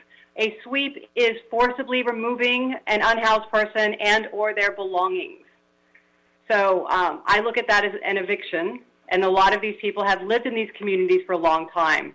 The community around Etna existed for 2 years before that bridge housing opened up in August. Beginning of the pandemic, the city ceased any of the sweeps in these zones because the CDC said if you do not offer individual housing, not congregate shelter, individual housing, you should leave people where they are. If you disperse them, you're going to spread the virus throughout the community. It's dangerous for the unhoused community. It's also dangerous for the surrounding community. You're also breaking ties with service providers. Those service providers include people like us, outreach workers, where we have not been able to find people to bring them water and food after some of these sweeps. So I'm going to focus particularly on a sweep that happened on Etna Street in Van Nuys. Now, I want you to keep in mind that when we talk about these sweeps, that this population is 9 times more likely to commit suicide. Terrorizing, traumatizing, harassing this population has deadly consequences. An unhoused man in my community hung himself last month from a gate in an encampment. It is a very real and serious problem. This community has a lot of trauma. So we need to think twice before we further traumatize them. So even though the CDC didn't change their recommendations, the city decided to reinstate these sweeps. They decided to go ahead and just keep doing them. Nothing had changed in terms of health. All that had changed was the political will. So on September 3rd, about 40 people were swept on Etna in Van Nuys. That weekend, and I think that a lot of you think back to Labor Day weekend. Do you remember how hot that was? Do you remember we knew we were going to have record heat? It was horrifically hot. They swept them the Thursday before that heat wave. They took them out. They took their shade coverings. They took their tents. They took some people's water cooler bottles, their coolers, things that they need to survive.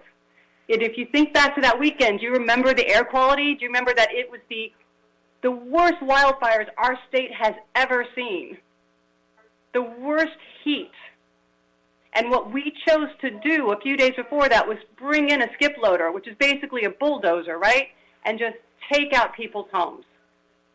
That is a reckless disregard for human life.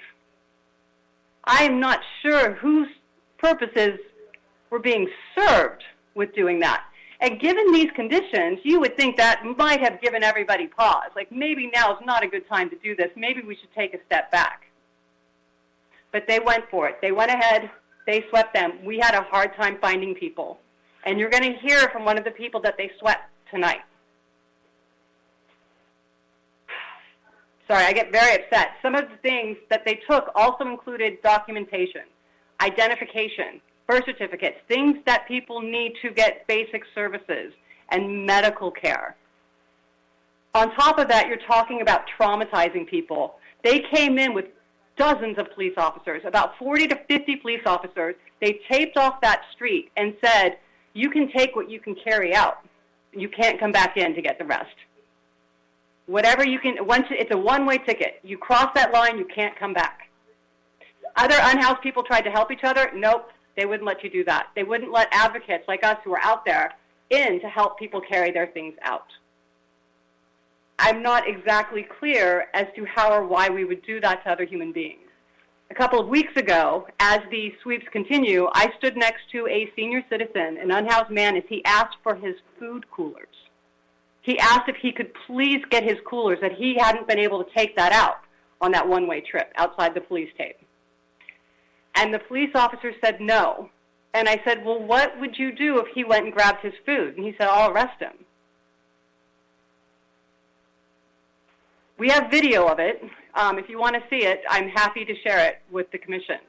But we are taking these to this callous and cruel extent where we're dehumanizing people, we are traumatizing people, we're robbing them of their rights and their dignity.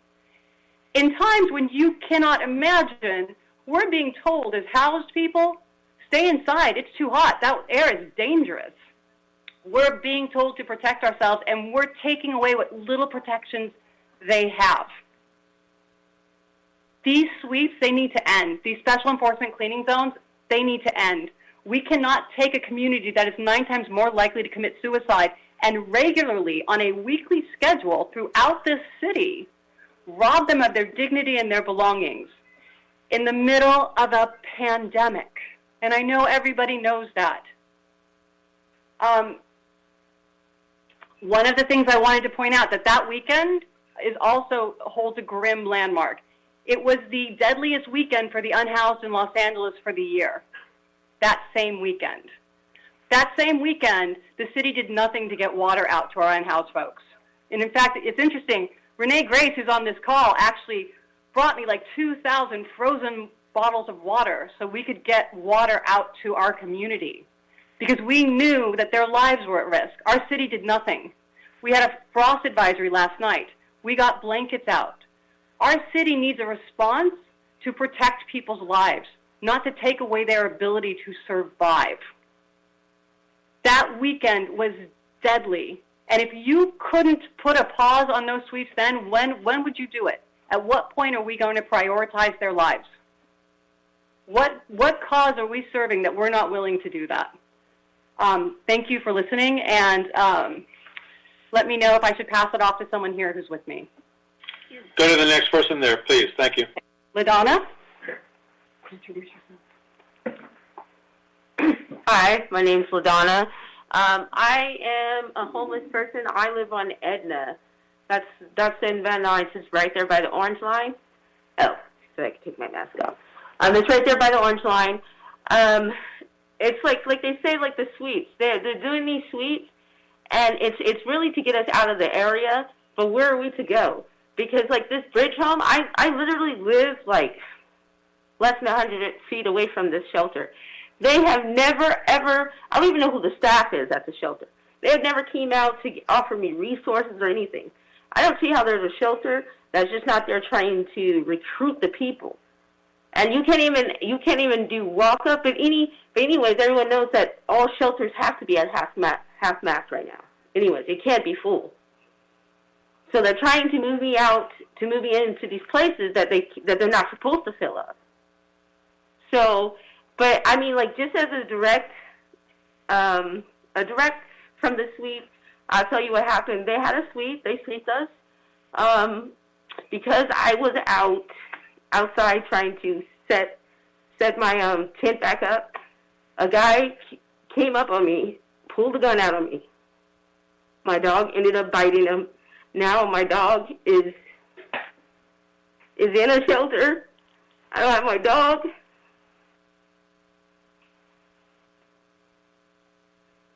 And I would not have been out there if it wasn't for the sweep.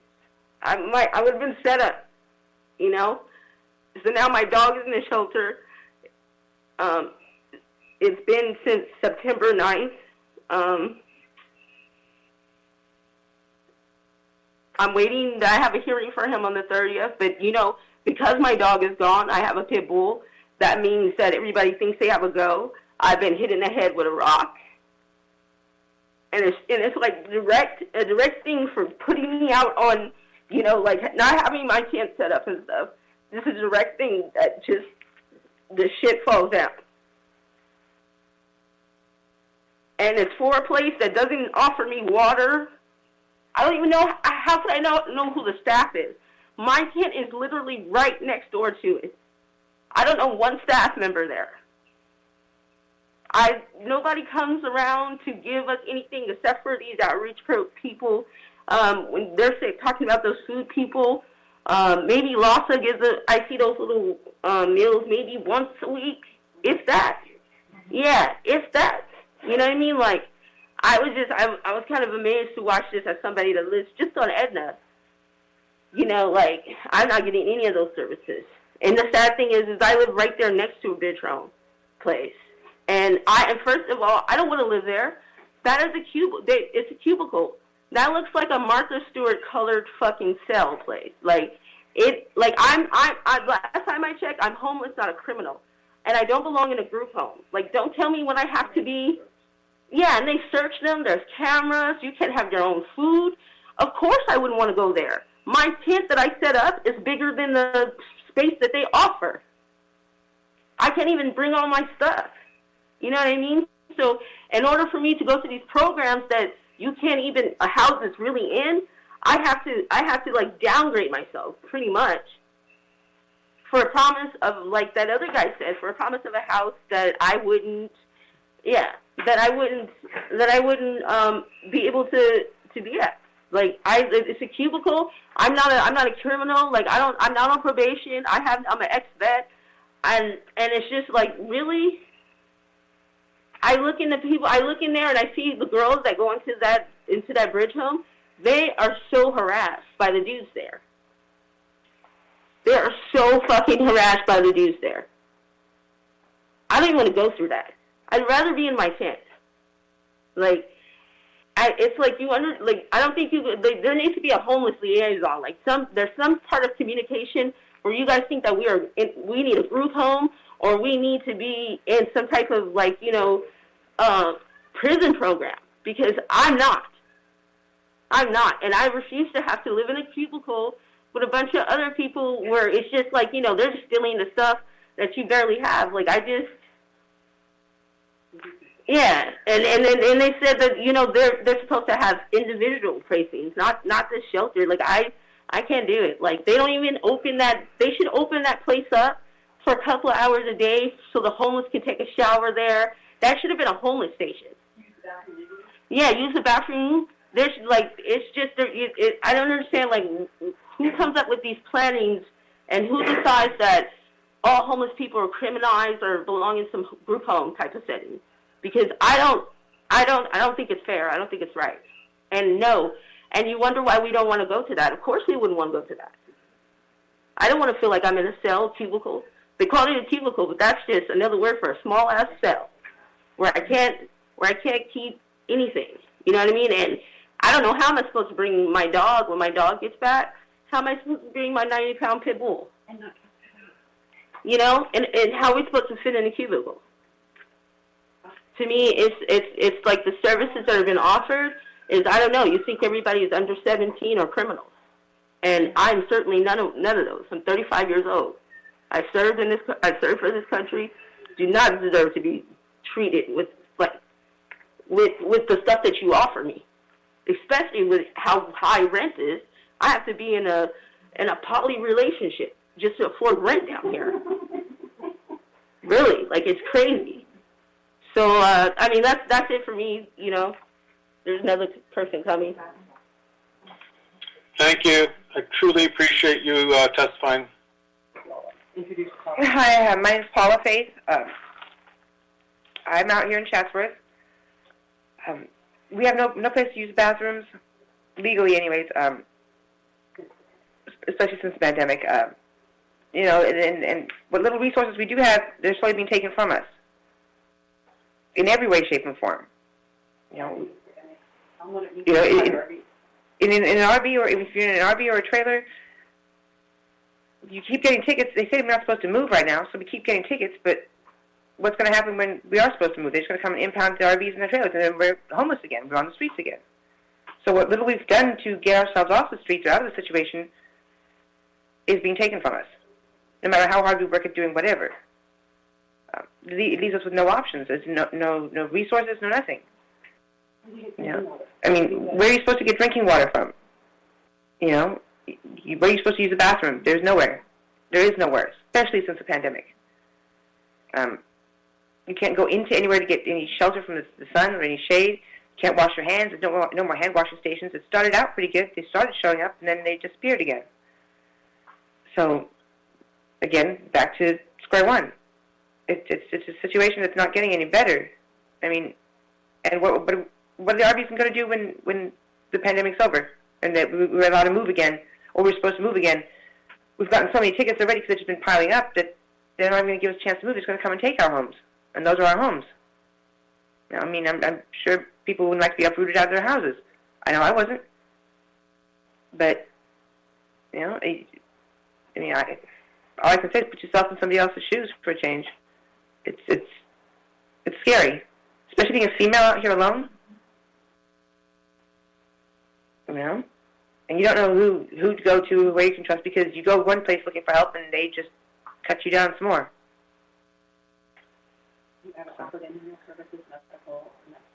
Mm-hmm. I mean, I haven't been offered any medical or mental services or anything, actually.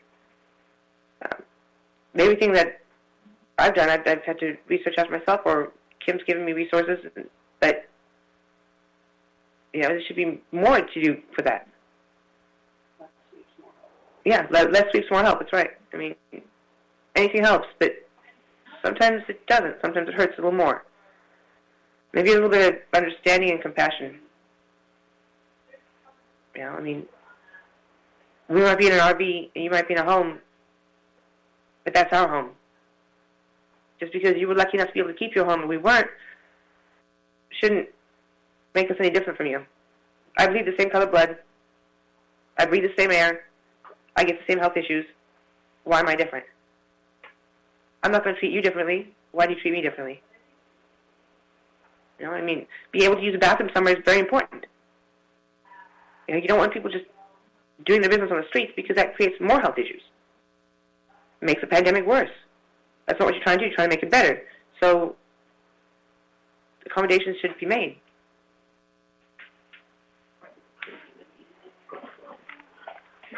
So really quickly, I think we also have Frankie on the somewhere in there. I also I just wanted to point something out about Van Nuys. I'm sorry, I'm tagging back in because I had the ability to. One of the things that our unhoused folks in Van Nuys are being told is to leave Van Nuys. They're being told to leave the area.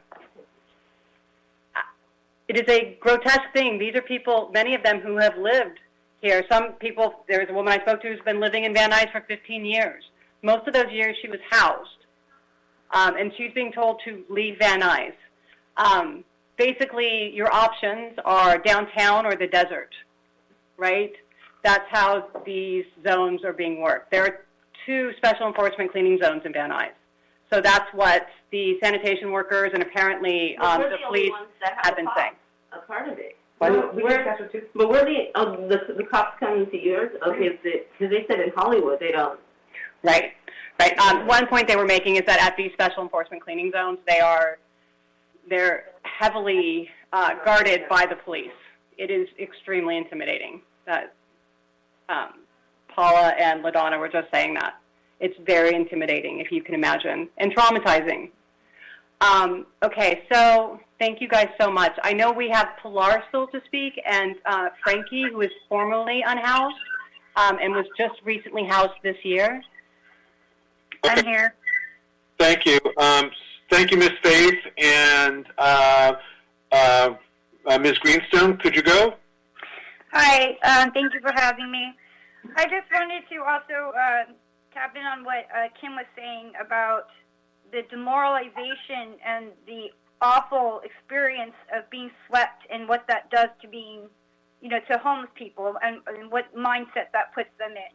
You put a person who is struggling day by day to gather water, to wash their hands, wash their face, wash what little dishes or underclothes that they have to maintain a little bit of, sanitary saneness, to go through the next day so they can go and get more things that they need, like food, like items that they take from us are our blankets, our sleeping bags, which in these cold weathers that we're now having is not okay. Because when you only have one blanket, it's not going to keep you warm, especially on the concrete ground. When they take your tents, when they take your stoves, that, we use our stoves not just to heat food, but we use it to heat up the tent so we don't freeze to death. So when you take those things, you take everything that we have, you leave us with nothing. You take the tools. You take our food. When you take our food and our water, which was mandated in every list that they gave us, that you weren't allowed to touch our food. They took my food every single time. They took my warm, fluffy clothes that I had to sleep on, sleep in, to keep me warm every single time. These things that they left me was one bag of dirty clothes. One bag of dirty clothes. And that's what they left me. They took all my cleaning supplies. I don't like being homeless. I didn't like being dirty. I liked having soap. They took all my soaps. They took everything I needed to keep my saneness, my little bit of happiness that I could have throughout each day. They just came and swept it up and threw it in a dumpster and told me, oh, well. It was if I argued and fought with them, they wanted to arrest me. If we argued and fought for other people's stuff that they were taking, they would arrest us. That was our threat. We would have cops in our faces pushing us around, literally pushing us away from our belongings. Now, I don't know about anybody else, but if someone came into your home and went through all of your stuff and decided what it is that you were allowed to keep, what you weren't allowed to keep, and just left you with remnants on the ground, how would that make you feel? It would make you feel horrible. So it puts you in this deep depression, and it goes week by week by week. You can't walk away from your stuff because you're afraid they're going to come take it again. So how are you supposed to do anything more positive for yourself besides sit there and have people drive by taking pictures of you, posting them all over the internet, making fun of you, humiliating you because you can't even leave your stuff to get out off the street? I didn't want to sit by my tent all day every day. I didn't want to do that. I can't hide in my tent because we had to put it down. Like, do you know how insane that is? You don't want us out there, but we can't leave because you make it so we can't leave. So these sweeps, they need to stop. You're literally, like Kim said, we had a friend who hung himself last month. And I'm telling you, he wasn't like that before. He wasn't that bad. Things got so much worse in the last 6 or 7 months that he hung himself. Okay? So I can't tell you enough that these sweeps, they are incredibly demoralizing and just torture They are torture. They are torture for these people. They were torture for me for 3 years. They did that. I remember the first time they did it to us, and they took everything. Anything that I couldn't walk away or carry away, they took.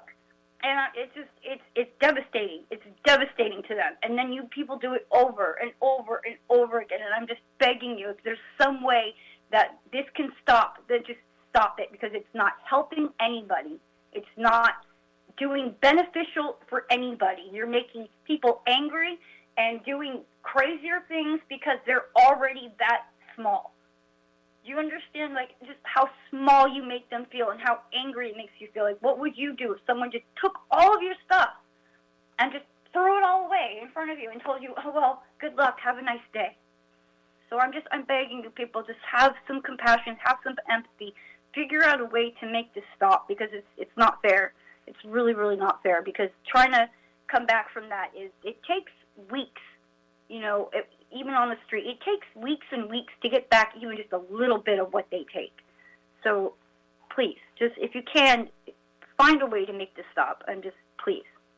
I want to thank you.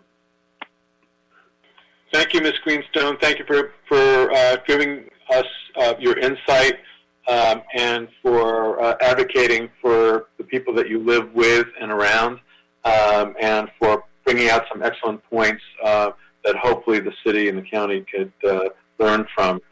Is Theo here? Theo Henderson? Seeing not, Devon Brown? Is Devon with us? Seeing not, Robert Floyd? Robert? Okay, no problem. Is someone from the ACLU here that was going to be potentially... Howie, the ACLU submitted their testimony in writing. Excellent. Okay. That works, great. How about somebody from the LA Community Action Network? No. Okay. And is Pilar here? I know that Kim was working with her. I'm here. Oh, hi, Pilar. You're up. Thank you.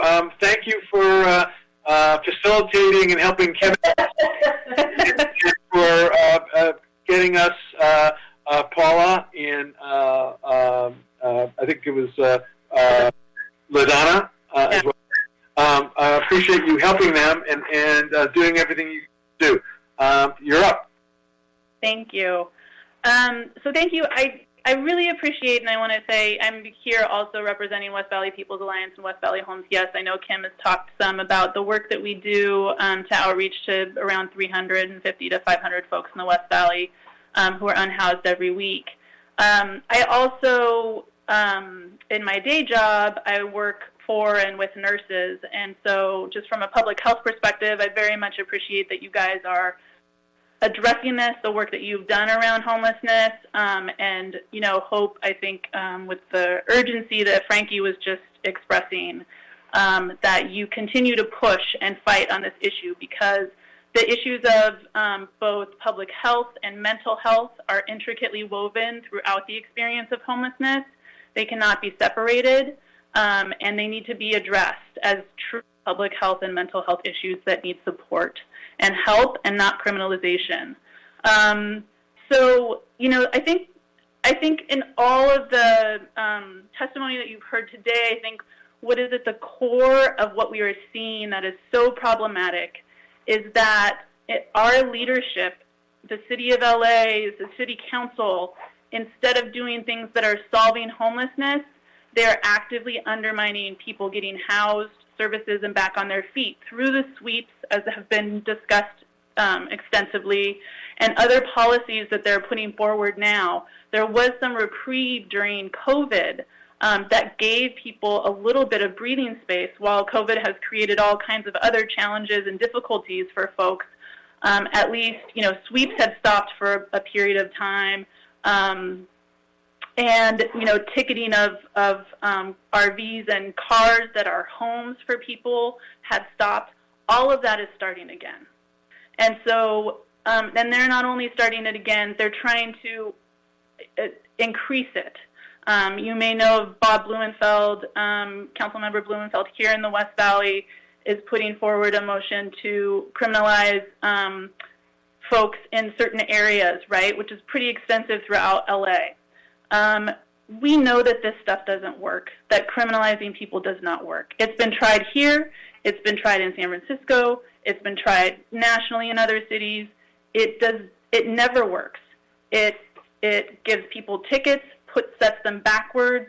We know jails are not a solution. And so while on one side, of the political spectrum, people are saying we need to reimagine public safety and we don't want police responding to homelessness, on the other side of this, they are literally putting forward policies that do that exact thing, that criminalize homelessness, that put people in jail, that give people tickets and set them back when they're trying to just get on their feet.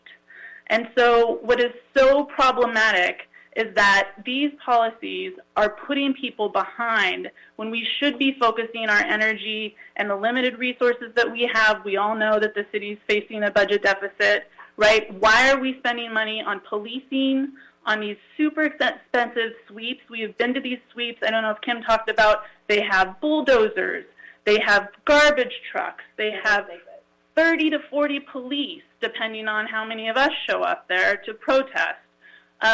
So, tons of resources. And one day when there were about 30 police and all of these resources, they swept one-tenth.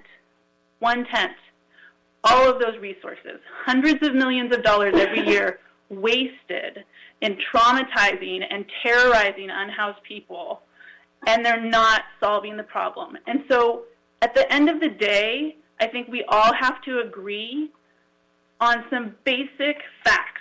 The fact is we do not have enough housing for everybody who's on the streets. The fact is we do not have enough services and supports for everybody on the streets. So the fact is people are going to continue to live on the streets. And what is our choice is that we can continue to criminalize and terrorize people, not solving the problem and setting people back and creating new mental health issues, creating new healthcare challenges. The CDC, any sweeps are in direct opposition to CDC guidelines because they separate people from support systems, from services and providers that they're connected to, and disperse them into communities, right? And so we know that this goes against CDC guidelines. The City Council is completely ignoring this. And we know that, the California Nurses Association has come out against Bob Blumenfeld's motion because of the healthcare concerns around criminalization, around sweeps, around displacing people. So we have to think about solutions that are, some of them are stopgaps, plain and simple, because that's what we can do until people get housed. People need to be able to wash their hands. They need to be able to take showers. They need to be able to go to the bathroom. They need to be able to do basic things that everyone in this meeting has to do. It drives me crazy when we go to meetings where people are complaining about poop and trash, when what would they do if they didn't have a toilet and anyone to pick up their trash? How would their house look? These are basic needs that people have for basic public health. And people do not have access to this stuff. And we are in the middle of a pandemic, and the city is still not figuring this out. We know that in CD3 there are more porta potties around. In CD12, 0 porta potties at any encampments. No one has a place to go to the bathroom. So, I don't want to hear people talk about poop anymore until they're going to talk about real solutions where people have a place to go to the bathroom, where people have a place to take their trash. If you go to encampments, you will see people will pile up trash, they will sweep up trash in the hopes that someone is going to come and just pick it up, because we all need trash removal. We all produce trash. And so if we don't have regular trash pickup, it builds and builds and builds. And then they blame folks on the streets like somehow they're supposed to be, zero trash producing folks, right? That doesn't exist.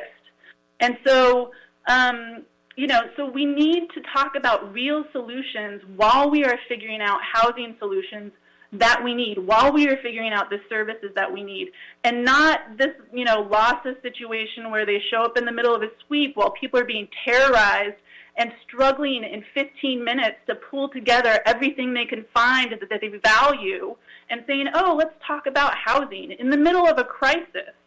These are not real solutions for people. We need real outreach. We need real connections for people. And we need real services for folks on the streets. They need water, they need food, and not in the middle of a sweep when you're trying to gather all of your stuff. These are the kinds of solutions that we have to talk about and start focusing our money and energy on. And how many porta potties and how many trash pickups and how many hand washing stations could be funded if we cut all of these sweeps? We are wasting hundreds of millions of dollars every year on these sweeps.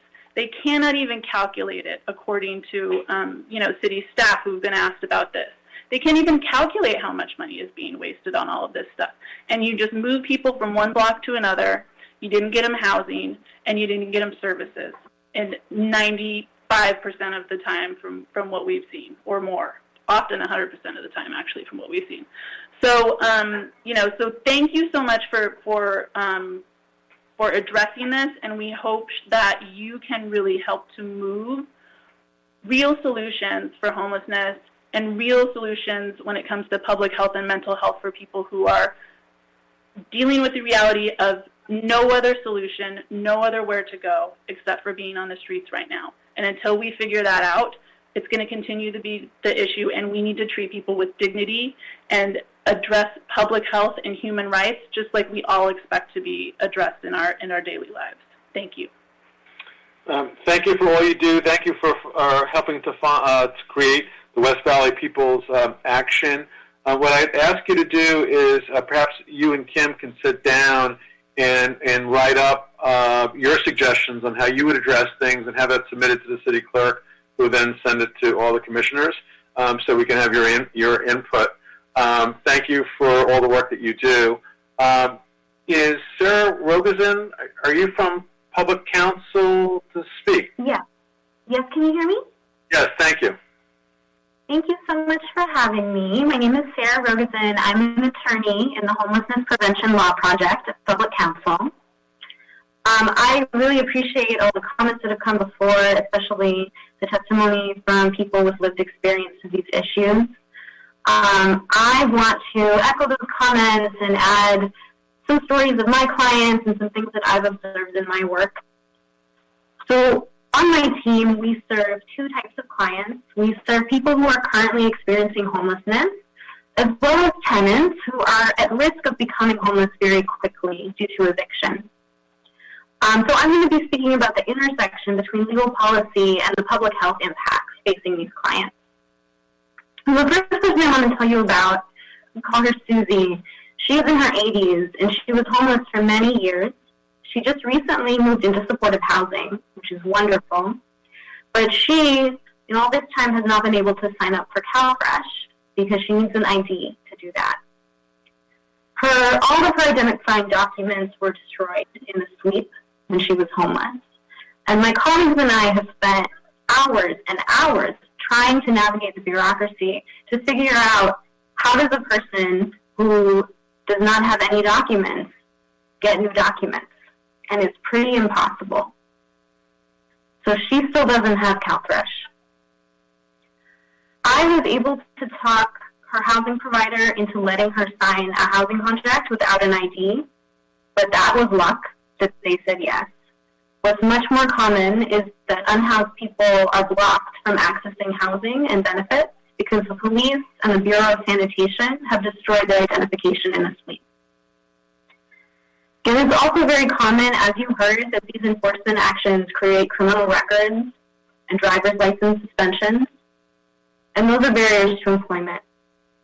My team is funded by LASA to go to court and resolve these citations that are given by other parts of our local government, which is a huge waste of resources.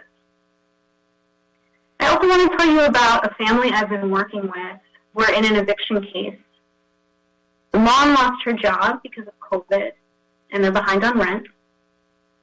She is terrified that her son is going to die if they lose their apartment because he has a lung condition and COVID could be fatal. As some of the prior speakers discussed, the CDC has been putting out guidance about these two populations, people currently experiencing homelessness and those facing eviction. The CDC guidance runs counter to the way we've been doing things in Los Angeles for many years. We evict in LA by the tens of thousands, but the CDC has ordered that many evictions be slowed down. And they have told us that COVID spreads less when instead of destroying an encampment, we let people live in peace in their tents. With this guidance, the CDC has been putting public health first, and I urge you to do the same. The city is proposing amendments to Municipal Code Sections 4118 and 5611 that would greatly increase the type of sweeps that we've been hearing about on this call. Unhoused people would be criminalized for sleeping or existing in wide swaths of our city when they have nowhere else to go. The proposed amendments say that any person can be removed and cited if they have been offered shelter, but these shelter beds are simply not available. Public Counsel sent a letter to the City Council a couple weeks ago describing our opposition to these amendments. We've resubmitted it for the record of this meeting, and I urge you to take a look. I want to point you to one technical piece. Despite some claims in recent weeks that the amendments are needed to get shelters built, this is not true. There is no legal requirement to create a buffer zone around shelters, and we should not enact damaging policies because neighbors in houses don't want to see poverty. The people of our city need to be sheltering in place during this pandemic, and we desperately need to protect their ability to do so. Sweeps make it harder to solve homelessness, not easier, destroying the resources and trust of our unhoused neighbors and making their lives miserable. I urge you to oppose the proposed amendments we've been discussing and to advance policies that work, the things you heard from other callers tonight, as well as eviction protections, affordable housing, permanent supportive housing, and shelters in every council district. Thank you so much. Thank you for what you do daily, and thank you for taking time out this evening to present to us. We truly appreciate your efforts on behalf of the unhoused in Los Angeles. Commissioner Shannon, you wanted to speak. Yes.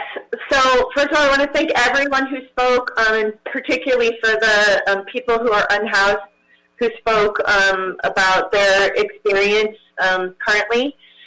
I want to make a motion, if I can, for the City Health Commission to send a letter to the City Council making recommendations based on the testimony here, since a lot of ordinances and I know that a lot of council members are coming up with their plans. And I think what was expressed here in this hearing is something that I haven't really heard in the city of Los Angeles, outside of maybe advocacy groups.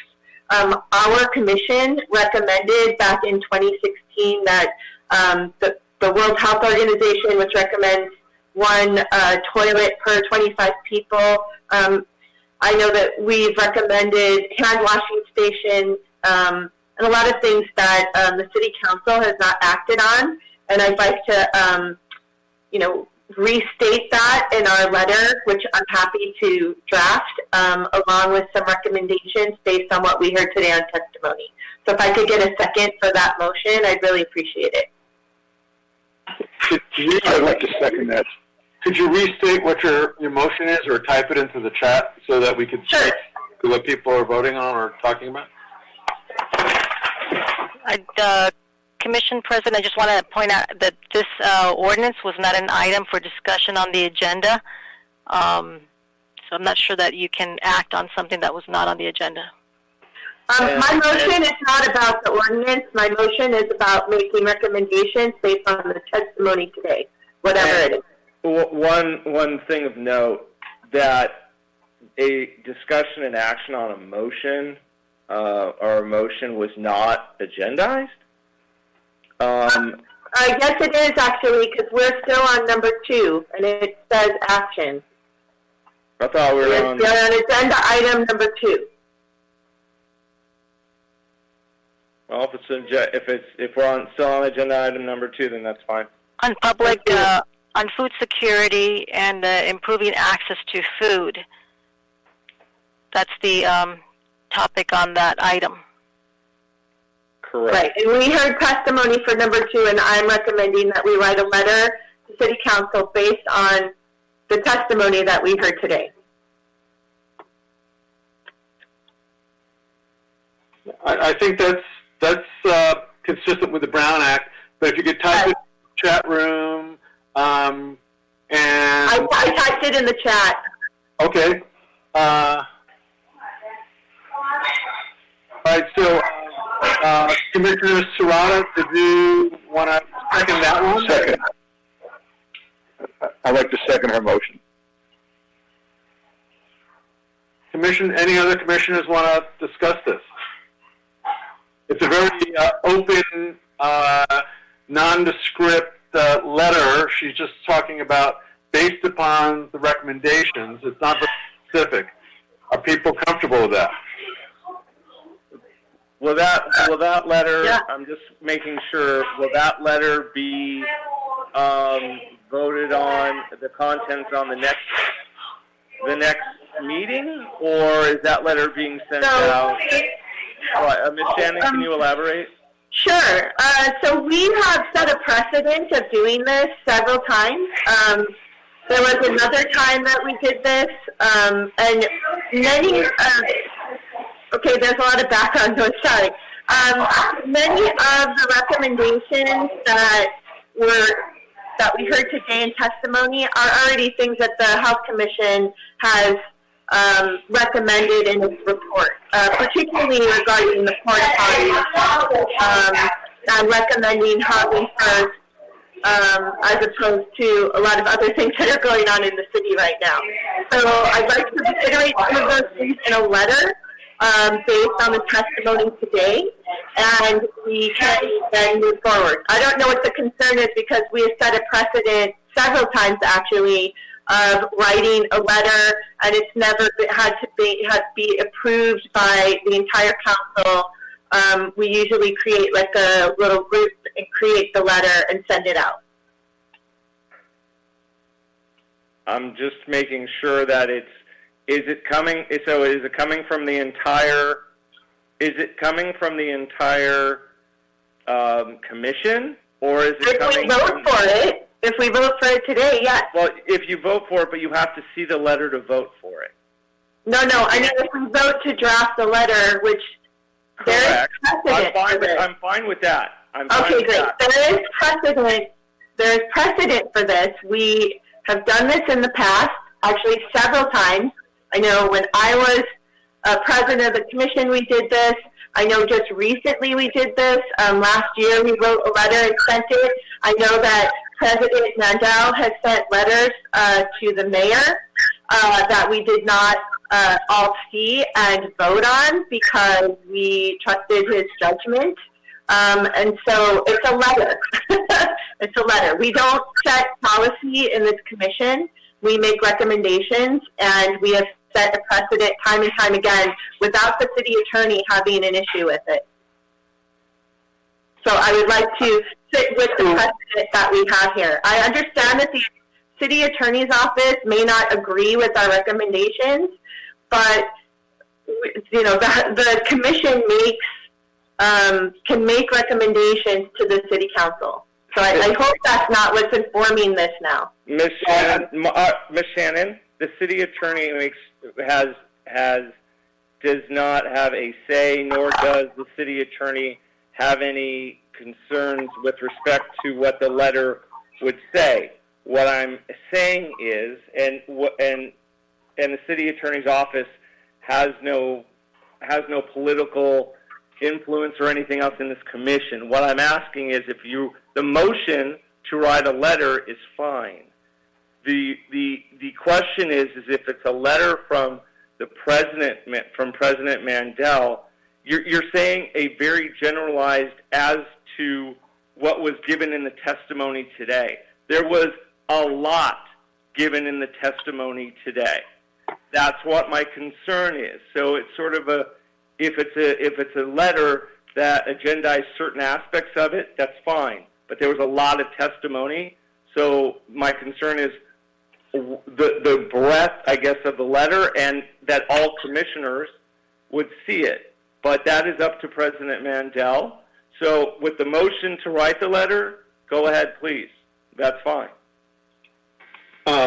So 2 points. One is any commissioner individually, or even 2 or 3 commissioners as a small group, as long as it's not more than half, my understanding, could write a letter to the city council or to the mayor, as I have done individually, representing myself and not the commission.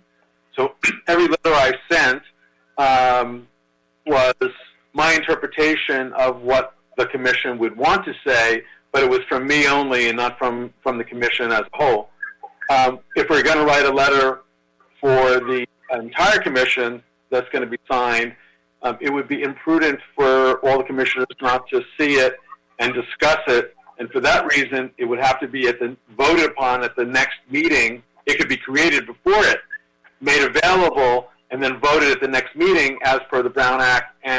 But if it's less than half the commission, there's no reason why 2, 3, 4 members of the commission can't write a letter together, and I would applaud them for doing that. And I have no problem with putting it on the agenda for the next meeting so that the letter would be there. Seeing that there is some time crunch, being that there will be discussion at the City Council about homelessness before the next commission meeting, my recommendation would be to have several commissioners bind together, work if you want alone, or have the interns help you draft a beautiful letter that articulates what we've heard today, and that could go out prior to the next meeting. That letter and or a longer letter could then be discussed and agendized at the next meeting that will then discussed appropriately and voted upon, and we can send a letter out from the entire commission at that point in time. That sounds great. I think that sounds like a great compromise, President Mandel, and that's exactly what I would like to do. So I would obviously like to be one of the commissioners. If anyone else, like Michael, John, Ron, if any of you would like to, sign on to that letter, that's great, and we will keep it below half of the commission, and then we'll use that at our next meeting for full commission vote. Okay, so Robert's Rules of Orders, there's a motion on the table that's been seconded. Is there any other further discussion? I'm seeing no further discussion. Do you have a... This is Commissioner Maloney. Just a point of clarification. So the letter that's being drafted is not going out on behalf of the commission. It would be going out on behalf of the 2 to 3 commissioners who want to put something together. I just wanted to make that point of clarification. That's correct. Okay. That's correct, and it could be more than 3. It could be one less than half. Okay. Thank you. And we currently have 12 members. Is that right? So it should be 5. 5 or less. It could be 5. Okay, great. It could be 5 or less. So what I would say is, if there are other commissioners who would like to be part of that letter, contact the clerk. Just for clarification, Barack, so you have 12 commissioners. Quorum is 7. And so of 7, then 4 can take an action. So shouldn't it be less than 4? It would have to be 3 if we're going by math. And they wouldn't be sending the letter, as we've discussed, on behalf of the commission. They would be sending themselves on behalf of as individuals. As individuals. Correct. And that's how it would have to be written. Is if 3 commissioners wanted to get together and write it, they would send it as individuals and not on behalf of the commission. And it shouldn't be related to the whole commission either, is it? Wouldn't that be a violation? No, so two separate things. One is it should be 5 because we have 12. Right. 12 is up to 5. It'd be 5 individuals who happen to write a letter together, not on behalf of the commission, but as themselves. Yes. Why? No, because if you're dealing with quorum, it would be, as Rita said, it's not about quorum. It's about the Brown Act. I understand, but you're talking about an ad hoc. It's like an ad hoc committee. You see, it is the Brown Act. The Brown Act does not allow for the smallest number of people who can take an action for the body. The smallest number of people who can take action for this body is 4, right. based on your quorum. I agree with you. I agree with the city clerk and the city attorney. There's no question that's true. They're not taking, what we're saying here is they're not taking an action on behalf of this commission. They're taking an individual personal action, no more than 5, because then we potentially get into a realm of the Brown Act that would be problematic. So as long as 5 or less individuals write a letter on their own, and we're allowing them to use their title as commissioner because they earned that title by volunteering to be on this commission for several years or more, so that they can write that letter to the city council and or to the mayor. They're also that's fair. That's fair enough. Just if the letter, since I don't know if I'll see it before it goes out, if the letter could reflect somewhere in the letter that this letter does not speak on behalf of the entire City Health Commission, that needs to be put in that letter somewhere, whether it's the first sentence or the last. It does not matter, but okay, it definitely needs to be stated. Okay, so there's a motion on the floor. The motion is really to present that letter or an additional letter to be voted on in the entire commission at the next meeting. But in the meantime, we're giving the blessing to the individuals who want to write an individual letter. What I would ask you, out of respect to the city attorney, is to make the letter before you send it to show it to him so that he can give his wise counsel, which would help us going forward in dealing with the city council and the mayor's office. So I think we have a motion on the floor that's been seconded. No further discussion. Could the clerk call for a vote? Yes. Commissioner Mandel. Approve. Commissioner Grimmig. I don't know if he's still on. Commissioner Osi. Approve. Matt, are you still there? You haven't unmuted. Oh, he's muted. Commissioner Grimmig? Okay. Commissioner Avila is absent. Commissioner Estradas?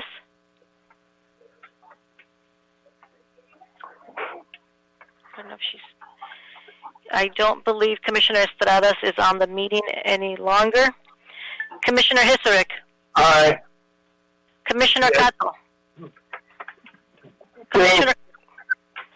Commissioner Kalfani? Oh, there's Lorraine. Commissioner Estradas? Yes. Commissioner Lemus? Approve. Commissioner Shannon? Yes. Commissioner Sirota? Yes. And Commissioner Whittington is absent. Yes. The motion carries. Thank you. So Thank you. you guys can work on that. Feel free to contact the interns if you want some assistance with some of the logistics of coordinating. Make sure that whoever's writing it, that it's no more than 5 individuals. If there are more than 5 individuals that want to write the letter, you cannot get together and do it, but you can write your own letter separately. You always have the right to do that. If we want to have a letter presented, it needs to be placed on the agenda with proper timing so the letter is available for the public to see, I believe, and we can put it as a separate agenda item for the next December meeting, and we can discuss it prior, you guys to talk about the creation of it, and we can discuss it in detail at the next meeting. I was going to say, if the letter is created before the next meeting, not the one that's necessarily going to be sent before the meeting, but if a letter is created before the meeting and you want it to be voted on to sent out as a complete commission, then please have that agendized and have the letter posted so the public can see what would be sent on its behalf or on the commission's behalf. As well as comment on it at the meeting. Yes, please. Yes. Yes, please. Understood. Great. Excellent. Seeing that, any other questions or statements? If not, I'll call for an adjournment. You have item number 3. Seeing the late hour, item number 3 is further discussion. We've allowed ourselves the ability to have any commissioner at any time to contact the interns to suggest ideas that would be discussed. We already have things in the lineup, and I think seeing the late hour, we don't need to discuss issues. We're always welcome to have your input to discuss anything that people want to discuss. I appreciate everyone's dedication and volunteerism. Can I have a motion? I'll move to adjourn the meeting. Can I get a second? Second. I think I can, seeing nobody opposed to that, I would say we're adjourned. Thank you to all the city employees who've dedicated themselves to make this work. Thank you for the tech people who have supported us. Thank you to Rita